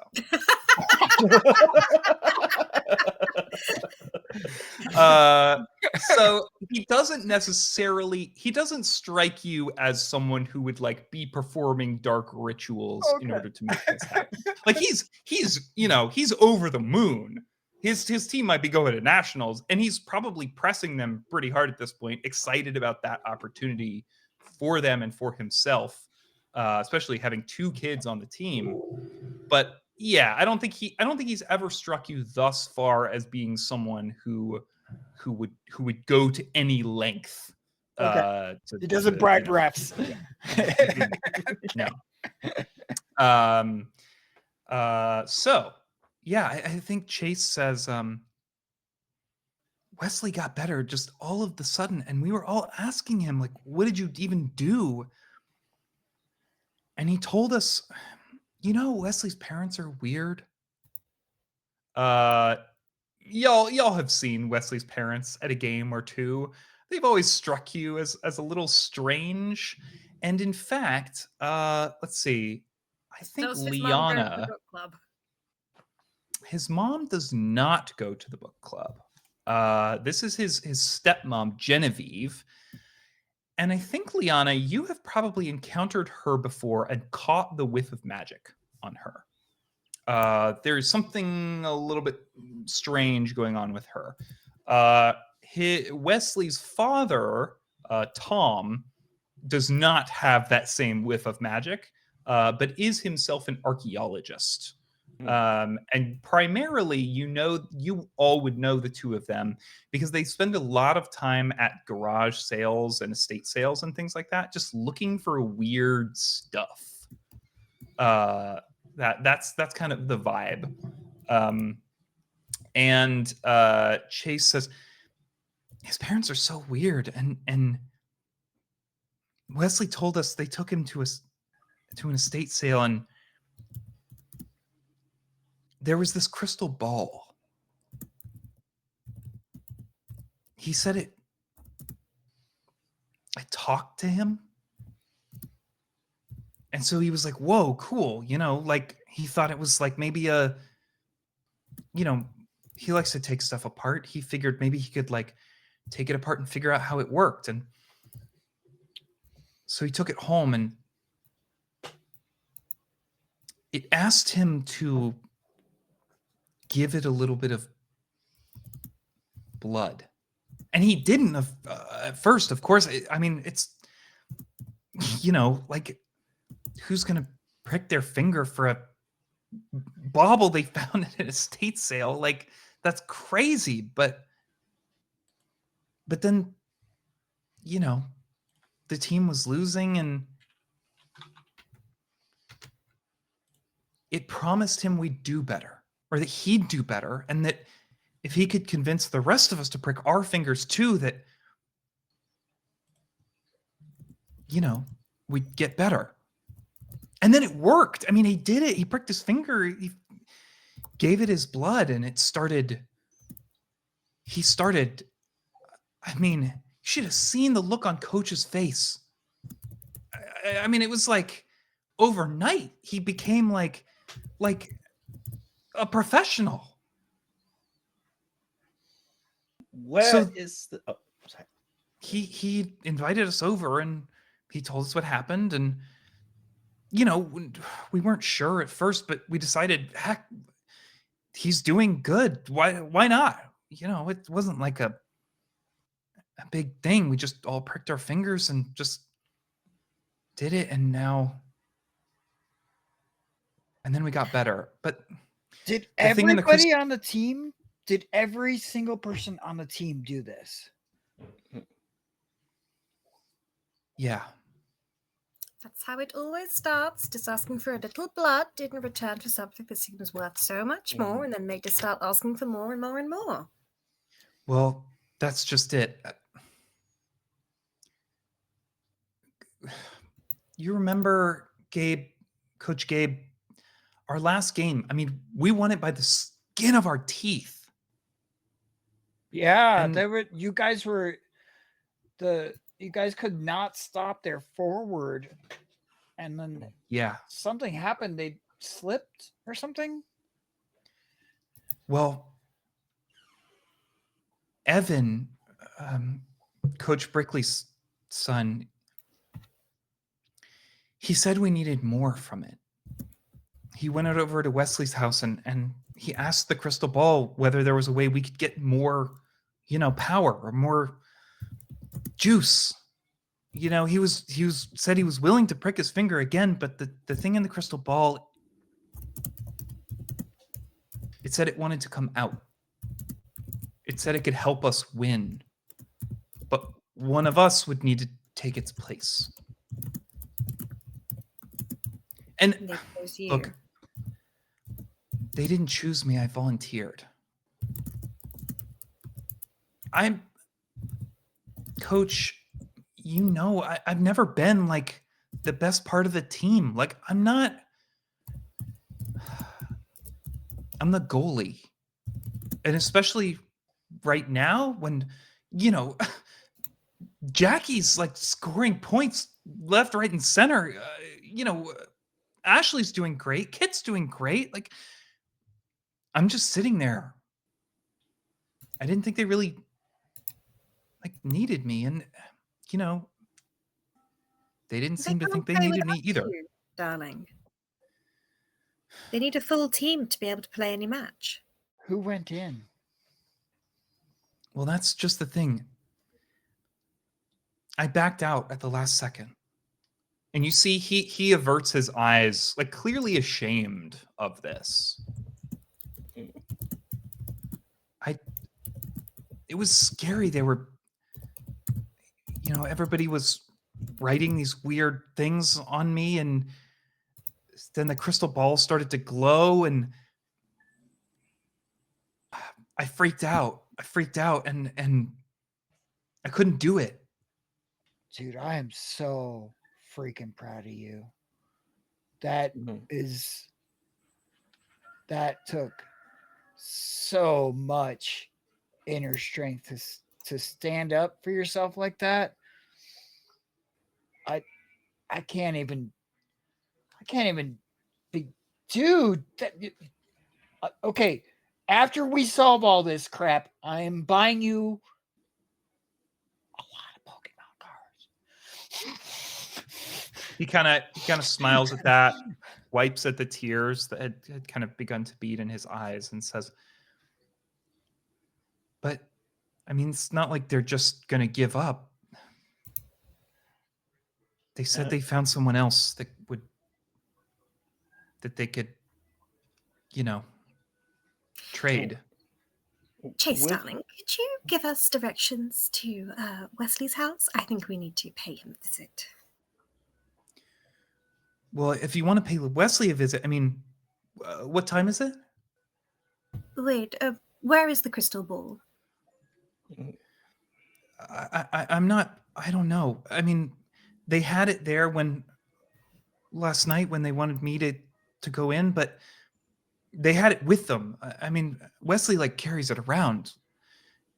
You've seen his bag, Coach. That's why his bag's been so heavy lately. It's just been in there. And I mean, he looks outside. If it's the afternoon, they're getting ready for the game. I mean, if they're not already on the field already. So who's going in? Did someone go in? I don't know. They said they had someone in mind. They told me not to say anything. And he you can see him reach to touch some of those bruises. So as he said not to say anything. Saying this, I'm going to find a dark corner or something. So I'm not doing this in front of him, but I want to try to do magic to view. Let's see what reading the glitches. To view another place. I want to try to view the crystal ball, where it is now. Also, darling, condition. Would like to perhaps do that in the van on the way there? I mean, I was as I see you going into a corner and getting ready to I think you'd have to convince the flock. The flock kind of wants to do this now, not obviously to this person, but wants to do this now because they also know this entity's not quite out, but it's getting there, and they're concerned as much as an Eldritch Bee can be concerned about the condition of this ball. So to them, it's kind of important to do this right now, but you could convince them otherwise. The van is just outside. It would take maybe 5 minutes to get there. Can you wait 5 minutes? I think let's do this. Let's make this a manipulate someone between hunters. So Monster of the Week has rules for this. When you manipulate someone on another hunter on a 10+, if they do what you ask, they mark experience and get +1 forward. On a 7 to 9, they mark experience if they do what you ask. And on a miss, it's up to that hunter to decide how badly you offend or annoy them. They mark experience if they decide not to do what you asked. Okay, right. So I have what do I have? I think I have a +1 to this. Yes, I do. Okay.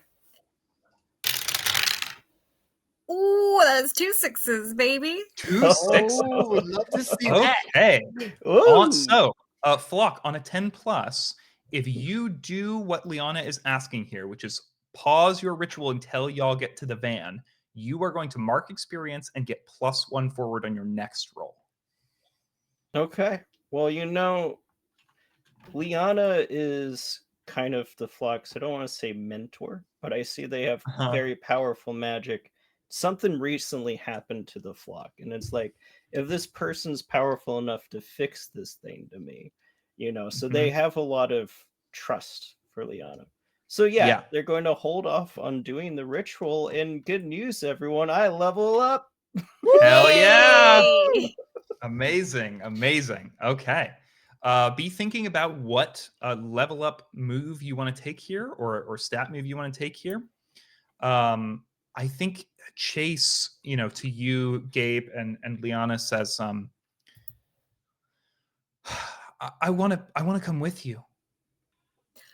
No, darling, you should stay here with your mother. I feel like this is my fault. Not in the slightest.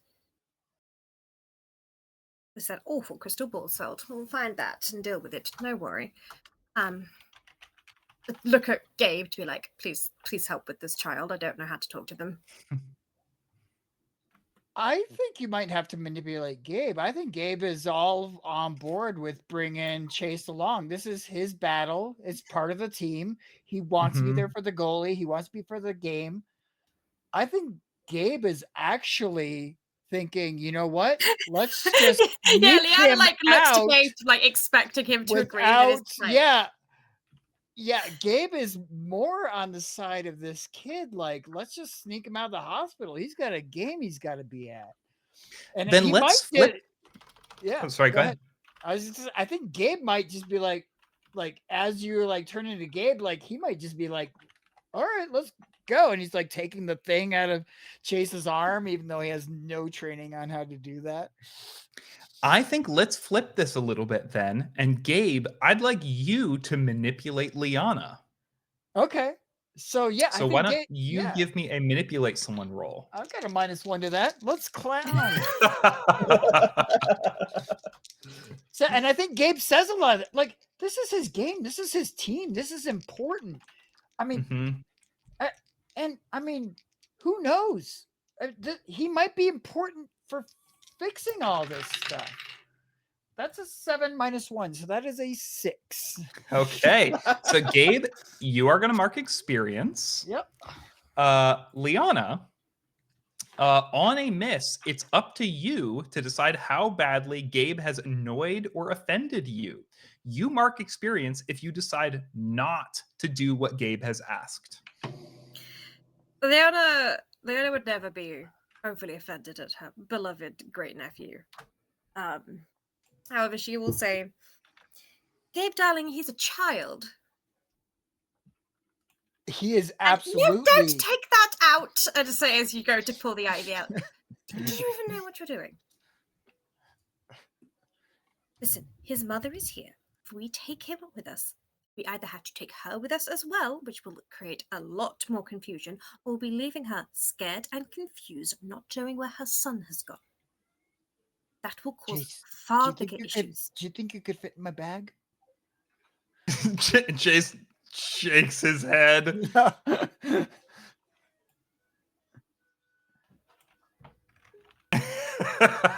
Liana, head in hands. All right. I think we cut directly from that to on the way to the field here. Do I get an experience, by the way? You absolutely do. Yes, absolutely. What does Liana's van look like? Liana's van is very different to her actual appearance in that it's very rugged, very practical, very hard wearing. It's got lots of storage space. That has a lot of the wackier tricks of the trade when it comes to hunting. Oh, it probably now has the corpse of the homunculus in it. Yeah. So we didn't leave that in the hospital. It's probably got a little so it's got the seats in the front, and then the back is just there's no seats in there. But there's definitely a little marked out circle for Flock to do rituals in. Amazing. And Flock, let's get that ritual from you. So, ritual? give me your use magic roll here. Okay. I've given And I'm Gabe going to go ahead my and give bag. you a -1 on Oh, this roll. Okay. I'm going to give you a -1 from my keeper hold here that I've gotten from everybody donating, as you feel a force begin to interfere with your ritual. I was about to say I gave Gabe my bag of occult ingredients and asked him to look after Flock while I drove. Damn you, donations! Just kidding. Is this salt? Flock, what have Okay. you rolled here with that -1 from the donation? Let's see. I rolled 8 plus 2, which is a 10, and a 10 minus 1 is 9. So 9. 9. Excellent. Excellent. I knew this was a good moment to use it. So that means you are going to have to pick a glitch. The glitches, as a reminder, are the effect is weakened, the effect is of short duration, you take 1 harm, ignore armor, the magic draws immediate unwelcome attention, or it has a problematic side effect. Which of those would you like? I want to do a short duration. I just get a quick glimpse of this. Great. You get a flash, just literally a flash of a man with just a mustache. Oh, I knew it. The beard shaved down, in like a little polo, like a red polo here, clapping from the edge of the field as you see the members of the Tiffanyville Tigers begin to take the field across from their opponents. That is all you see. Yep. But confirms that it's at the game. So yes. All right. Liana, their coach. You are driving as fast as you can, careening around corners here, and you arrive at the parking lot of Verdant Fields, where this game to be taking place. I think Gabe is shouting directions at you from the back seat here. No, I'm take a left, take him. a right. I've lived in this town longer than this town has existed. Shut up. Yes. I think at one point you you come into a cul-de-sac and you realize there used to be a through road here, and then they built a new house, and you just drive across the front lawn of a house over to a different road, and bang a wheel here all the way to these fields. And as you screech to a halt in the parking lot full of cars, you see the Tiffanyville Tigers begin to take the field, and you see the ref, who is literally about to throw the ball in the air. I think actually as you screech to a halt, that ball gets thrown up, and we see it just kind of circling through the air and descending back down to the field. Quick question. This game's set in America, right? Yeah, I'm gonna say yes. Okay, I'm going to reach into my bag, take out my pistol, and just fire twice into the air. Okay. I'll just pull out my shotgun. No, I'm kidding. I won't do that. I think this is Act Under Pressure. Actually, no. I'm gonna say, let's call it Act Under Pressure. Liana, you have a +2 to cool. You haven't gotten that much opportunity to use that yet. Let's see it in action. I'm waiting to hear if you give me a -1. Not on this. I gotta save that one. Yes, it's a 6 plus 2 plus another 2. That is a 10. A 10. Okay, amazing. When you act under pressure, roll plus cool. On a 10+, you do what you set out to do. You raise this pistol in the air and fire off 2 shots. Boom, boom. And the crowd panics. You see these people in kind of these temporary bleachers look over in your direction and scream. People begin to put run. the gun away. So it's oh, who did that? The players on the field have stopped, paused here. As there's this commotion coming from the parking lot, but the person you see who has not turned is Coach Brickley. I would like to, if I'm able to, in this moment, use no limits again to dive perfectly through the windshield, to do a somersault onto the grass and start running towards the coach. Don't worry, darling. I'll bring him to you. All right. Let's make this. Let's do Liana. Let's do your roll first to see if you can bring the coach in close, and then we will do. Oh, I see. Dave's Oh, I roll. misunderstood what was going on. Okay, so you were trying to. Okay, never mind. Yeah, so I basically still you, like you yeah, Gabe I'm gonna bring him to you so that you can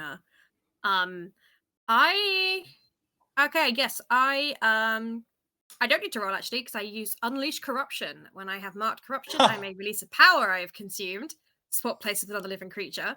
Oh From shit! Chase's Exchange Curse. I say how I use the power and I clear one corruption and I decide whether I Okay. control. I am keeping in control. So I do lose this. It's my only Mhm. use of it. But yes, I'm going to use the magic to step out of the van as Gabe is also doing so, and then just you see like a ghostly flicker of those mouths across her face again, as she taps into that curse and that magic, and then it's just going to try and swap places with the coach. Instantaneously, it is as though I think you like reach out towards the coach here, Liana, and it is as though you can feel your fingers extending out towards him. To those of you who aren't Liana, I think you see this like weird, strange, like spike of flesh kind of thread emerge from Liana's outstretched hand and connect with the coach. And all of a sudden, they have instantaneously swapped places, and the coach is standing where she once was. He turns and, with a glower, spots you, Flock, and says, I suppose it would be you. And then you see rippling beneath his clothing. I'd like to use magic to trap a monster, Okay. minion, or person. Amazing. Where are you trapping him? I think I'm going to bind him to where he is right now, kind of like a hold person or a hold monster. Cool. Like a rooting his feet to the ground sort of thing? Yeah, I imagine kind of like a paralysis takes over him, so you can't like move. Cool. If it goes Sounds well. good. Okay. Two things. I want to use my +1 that I got from the donations. Thank you. All right. People. Awesome. And I'm going to use my move Wise Soul. What's going to happen if I mess this up? Oh, I think if you miss here, like he's preparing to do something bad. If you miss, he will have the opportunity to twist your magic to his own ends against one of your fellow hunters. All right. Well, I took the +1, so it should be fine. Okay. It was not fine. Oh no. Oh no. That is snake eyes. Oh no. Snake I'll eyes. use my luck. Are you going to lose your luck here? Yep, I think this is worth it. Okay, so as a reminder, in Monster of the Week, each of our players has 1 point of luck. This allows them to change any dice roll to an automatic 12. However, once they use their point of luck, they are what's called doomed, which means I can take a hard move against them at any time. They do not have to roll a miss for me to do that. Flock, you what does this look like as you use this luck? What allows you to change this environment here, to change this roll to a success? Okay, it's just with the experiences that I'm getting, because like I just leveled up, the Flock's connecting back more to their old self, because it hasn't come up in game, but the Flock isn't what they used to be. The Flock had a secret stolen from them. They've lost their magical power, but they're starting to get that back a little bit. So as they're Mhm. doing this magic and it's just going away, just like some bells go off in their head. It's like, no, you're doing your magic wrong. You're doing your ritual wrong. You have to do this movement and stuff, and starts to course correct as like he's or they are enveloped in that pale green energy. So as it's like Yeah. going and it's starting to go haywire, all of a sudden he like starts to glow and the spell takes effect, rooting this And we person. see this like ephemeral nature of the flock in this moment. I think for a moment it's almost as though like in old cartoons when someone gets electrocuted and you can see their skeleton, it's as Hmm. though this flowing strange green light is illuminating the flock's true form, this sort of strange otherworldly Lovecraftian presence here, and they course correct their magic back into place, rooting Coach Brickley to the ground here as he struggles against this. And you see he is beginning to like vomit, and all of his limbs are stretching out here. It is as though things are flowing out of him. His eyes are kind of like popping out of his head with like blood and viscera, sort of in that same texture that we saw on the homunculus earlier. He's like bloating out into this terrifying creature. And I think as he does, you all catch a glimpse of where that crystal ball actually is, which is in his skull.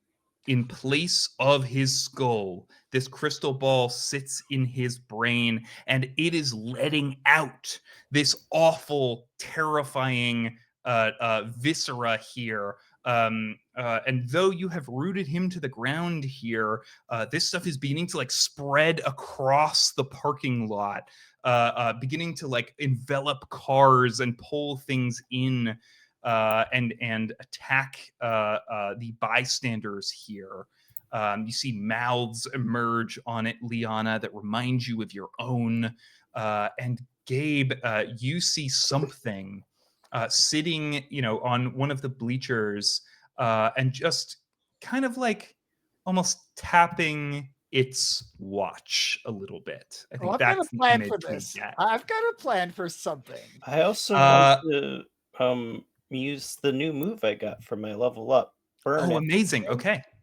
Okay. which is when you use magic to inflict harm, I can choose to inflict 3 harm area magic obvious or 3 harm ignore armor magic obvious. I'm going to try to blow the coach's head off so we can deal with this Amazing. crystal Amazing. ball. Okay. Give me a use magic roll.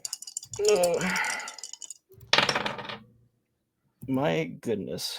That is a 6 plus 2, so that's an 8. That is an 8. Okay. What is your glitch here? The glitch I will choose is immediate unwelcome attention. I think that's Immediate unwelcome. Okay, amazing. Immediate unwelcome tension, I think, comes from a strange source here. Flock, I think you catch something's eye. Hmm. And I think something motions to you, Gabe, that it wants a piece of the flock as well. So, I am also going to inflict a hard move against you because you are now doomed. I'm doomed. Flock, the creature flowing out of this crystal ball here consumes you, flows over you, and you are enveloped inside of it here. Excuse me, I'm going to need you to go ahead and take 3 harm as it begins to crush you down inside of itself. Putting Flock at 3 harm here. Gabe, what do you do? So does the coach's head actually explode? Is the question. Yes, the coach's Okay. head explodes. This like viscera and blood goes flying everywhere, and Okay. for just a moment, that crystal ball is exposed. My intention is to grab that crystal ball. Okay. And oh, forgive me, Toasty, but I am gonna grab a piece of the flock So Can they now? Wasn't I consumed, or am I Yeah. still here? The flock is inside of this creature now. Yeah. So Gabe is going to try. He's going to try and Okay. meet something's command. Hmm. He doesn't know what happens if he says no, hmm and he doesn't want to find out. So he's And- going to, I guess maybe I'm doing no limits, maybe, or I think that this is an act under pressure rule. okay, perfect. And I am going to use my second, one. but Okay. not final, -1. I have one more that was just given to me that I can use. Okay. And you are going to take We a have -1 10 to this minutes roll. left. Yeah. I have Uh-huh. I have a total of -2 to this then. Okay, let's see it. My intention is to, because the crystal ball has the DNA of all of the kids in it, to deliver Mhm. the crystal ball and a piece of the flock to something. Interesting. Very interesting. That is a 10. -2 is an 8. So Okay. On a 7 to 9 for act under pressure, the keeper is going to give you a worse outcome, hard choice, or price to pay. I think you grab onto this crystal ball. And for a moment, you think you've done it. You begin Okay. to turn towards something here, run that way, and you realize it is pulling you in, Gabe. okay. So here's the deal. You will succeed on this if Gabe lets himself be absorbed by the crystal ball. Basically, you are going to reel back and throw this thing, and it will land with something, and Gabe will be inside of it. Absolutely not. Okay? Absolutely not. Okay. Then you pull your hands away just in time to feel that as this thing like begins to absorb you, and you realize you need to come up with a different plan. Okay. Liana, what do you do? So I've been running back because obviously there was a bit of a distance. Yeah. I stop You have the team at your back now. They are like all running towards this. And I think like screaming too, but like trying to figure out a way to like contain this thing. They know they're at fault here. They want to fix this. They don't know what to do. I have an idea. Gabe, where's Flock? They're kind of, and he's pointing at the body of the coach. There's a roiling mass of like blood and viscera that is vaguely in the shape of the flock. Yeah, Oh, they're fine. Are you right there, dear? Excellent. Gabe, could you run and fetch my bag of reagents, please? sure. All right, children. Would you like to do some magic with me? I guess so. Excellent. I would like to do big magic, please. Okay. All right. So, big magic says use this when you want more than the use magic effects. Tell the keeper what you want to do. The keeper may require you need to spend a lot of time researching the magic ritual. You need to experiment with the spell. You need some rare and weird ingredients and supplies. The spell will take a long time. You need a lot of people. The spell needs to be cast at a particular place and or time. You need to use magic as part of the ritual, or it will have a specific side effect or danger. I am going to say you need some rare and or weird ingredients and supplies, which you can get from your bag of reagents, assuming that Gabe can get them to you. You need a lot of people, so you'll need the whole team here. And you are going to have to cast Use Magic. You have to roll Use Magic as part of this ritual. So before you can do this, Gabe, I'm going to need an act under pressure roll from you in order to get Liana her bag of reagents. I would like to, in addition to that, I would like to use one of my moves, Incorporeal, to basically move through the van to grab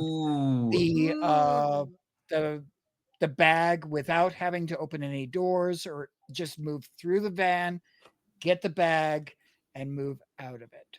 Amazing. Amazing. Go ahead and give me act under pressure. Okay, it's got a -1 to that. This should be fine. You got this. You got this. That's a 2 and a 5. -1 is I think this might be my luck move. So I am going to use Okay. Using your only point of luck here, you feel yourself struggling here. You're not moving quickly enough. How is it that this luck comes into play? How do we see it here?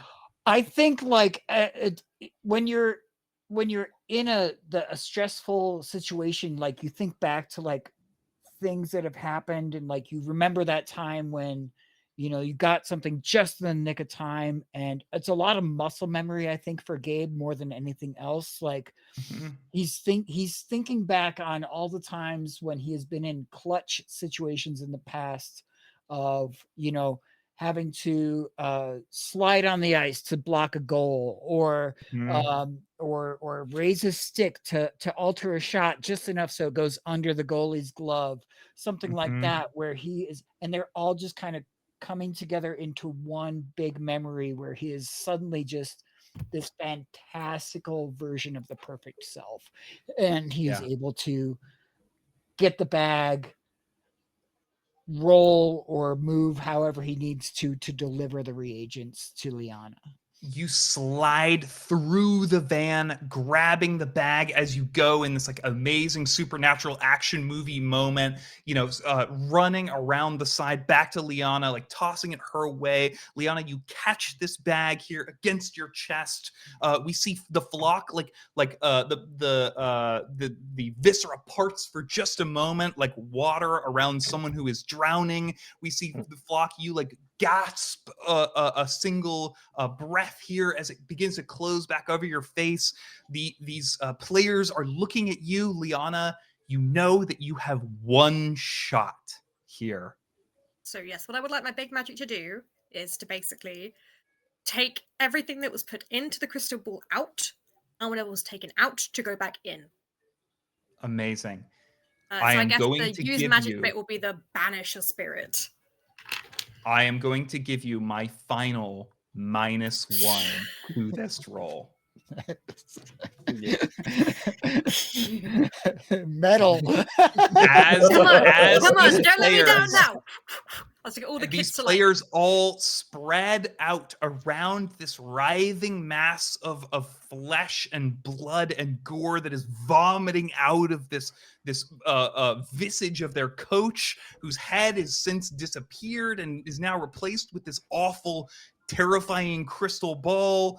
The flock is like desperately trying to get get away from this thing. Gabe has just thrown this to you and is looking on here. Let's see this roll. What the? My dice. I don't know what my dice is gone. Hang on, we roll another one. Oh, okay. So that is a 5. +1 is 6. -1 is 5 again. So I'm gonna have to use my luck as well.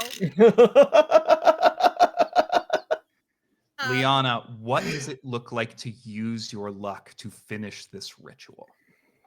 So she's reached into the bag. She's grabbed like some crushed like precious stones, and a bag of herbs, and she's like wrapping it up, and she's sort of about to throw the crushed herbs when she hesitates as she remembers the magic she saw her poor deceased husband, that definitely wasn't her fault, do, and she remembers the things that he did wrong and the ways that he destroyed their lives by doing things wrong.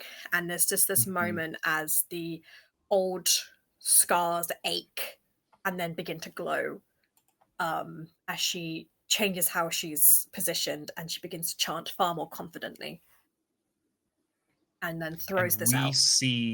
We see the players all chanting alongside you, and I think for a moment it looks like it's not going to work, and then we see Chase limping out of his mom's car and joining this ritual here. His voice added to the chorus.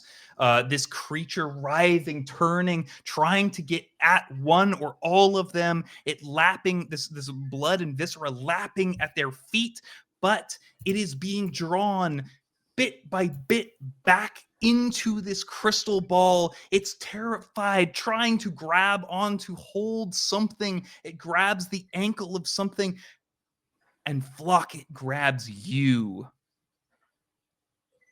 It grabs me. And it is going to yank you alongside itself into this crystal ball.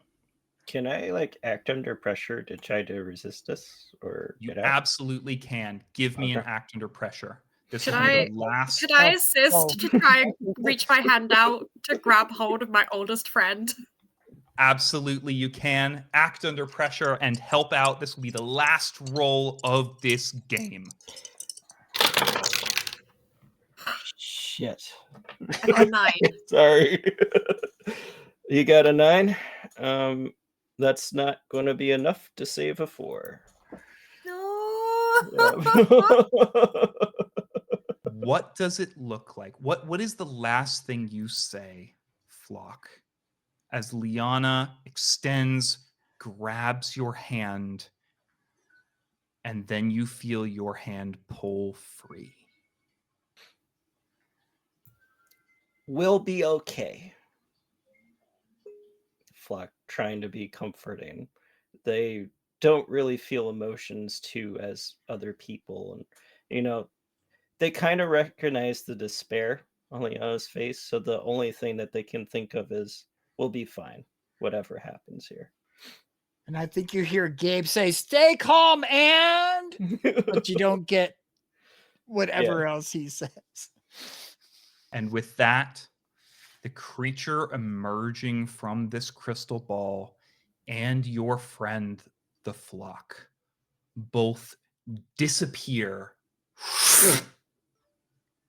back inside of the crystal ball, which falls onto the gravel of the parking lot and rolls to a stop at your foot, Liana. Gabe, you see something from the bleachers kind of give you a tut, tut, tut and disappear. You know that they will be back, that they will enact their will on you for this failure. But that is a story for another day. For now, the players assembled around hug each other and all of you as the day has been saved.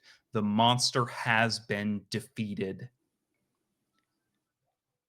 And that's it for Own Goals. Did we get the coach Thank out you the all. crystal ball, by the way?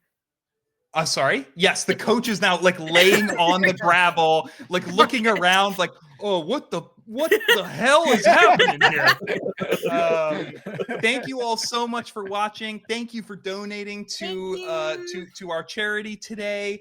Roll for Good. It's absolutely been a pleasure to be on here as the sort of guest GM. My players, thank you all so much for diving in with both feet here. Please go donate. There will be more games this weekend. Tomorrow there'll be more games, more chances to donate, more chances to influence the outcome of those games. Please go donate. Let's see if we can blow past the 500-pound limit and do some real good in the world. I have been your keeper, Sam. You can find me on Blue Sky at Laggardson, Laggardson. You could also find me on my podcast, Pest Control, which also uses the Monster of the Week system and is just about to start our 3rd season on June 1st. So if you liked what I did here today, go give us a follow and go help out game therapy. And yeah, players. Henry, let's start with you. Where can people find you? Yeah, they can't. But I will say, charities are super important. If Absolutely. you will find yourself stepping a little lighter in the morning when you wake up after you donate to charity, you will find yourself looking at people a little bit differently. You will find that you drive up to the window of a Starbucks and they give you the wrong coffee order, and it's okay. So Yep. it's a couple pounds here, it's a couple pounds there, but it becomes a momentous tidal wave of giving that never stops. So drop that rock in the ocean right now and give what you can. Give, 10, 15, 20, 3,000, whatever you could spare. You can find me on a couple streams. I'm on Halfling Wizard. I'm on Station Zero. And then I'll leave with that. Amazing. Nims. Hi.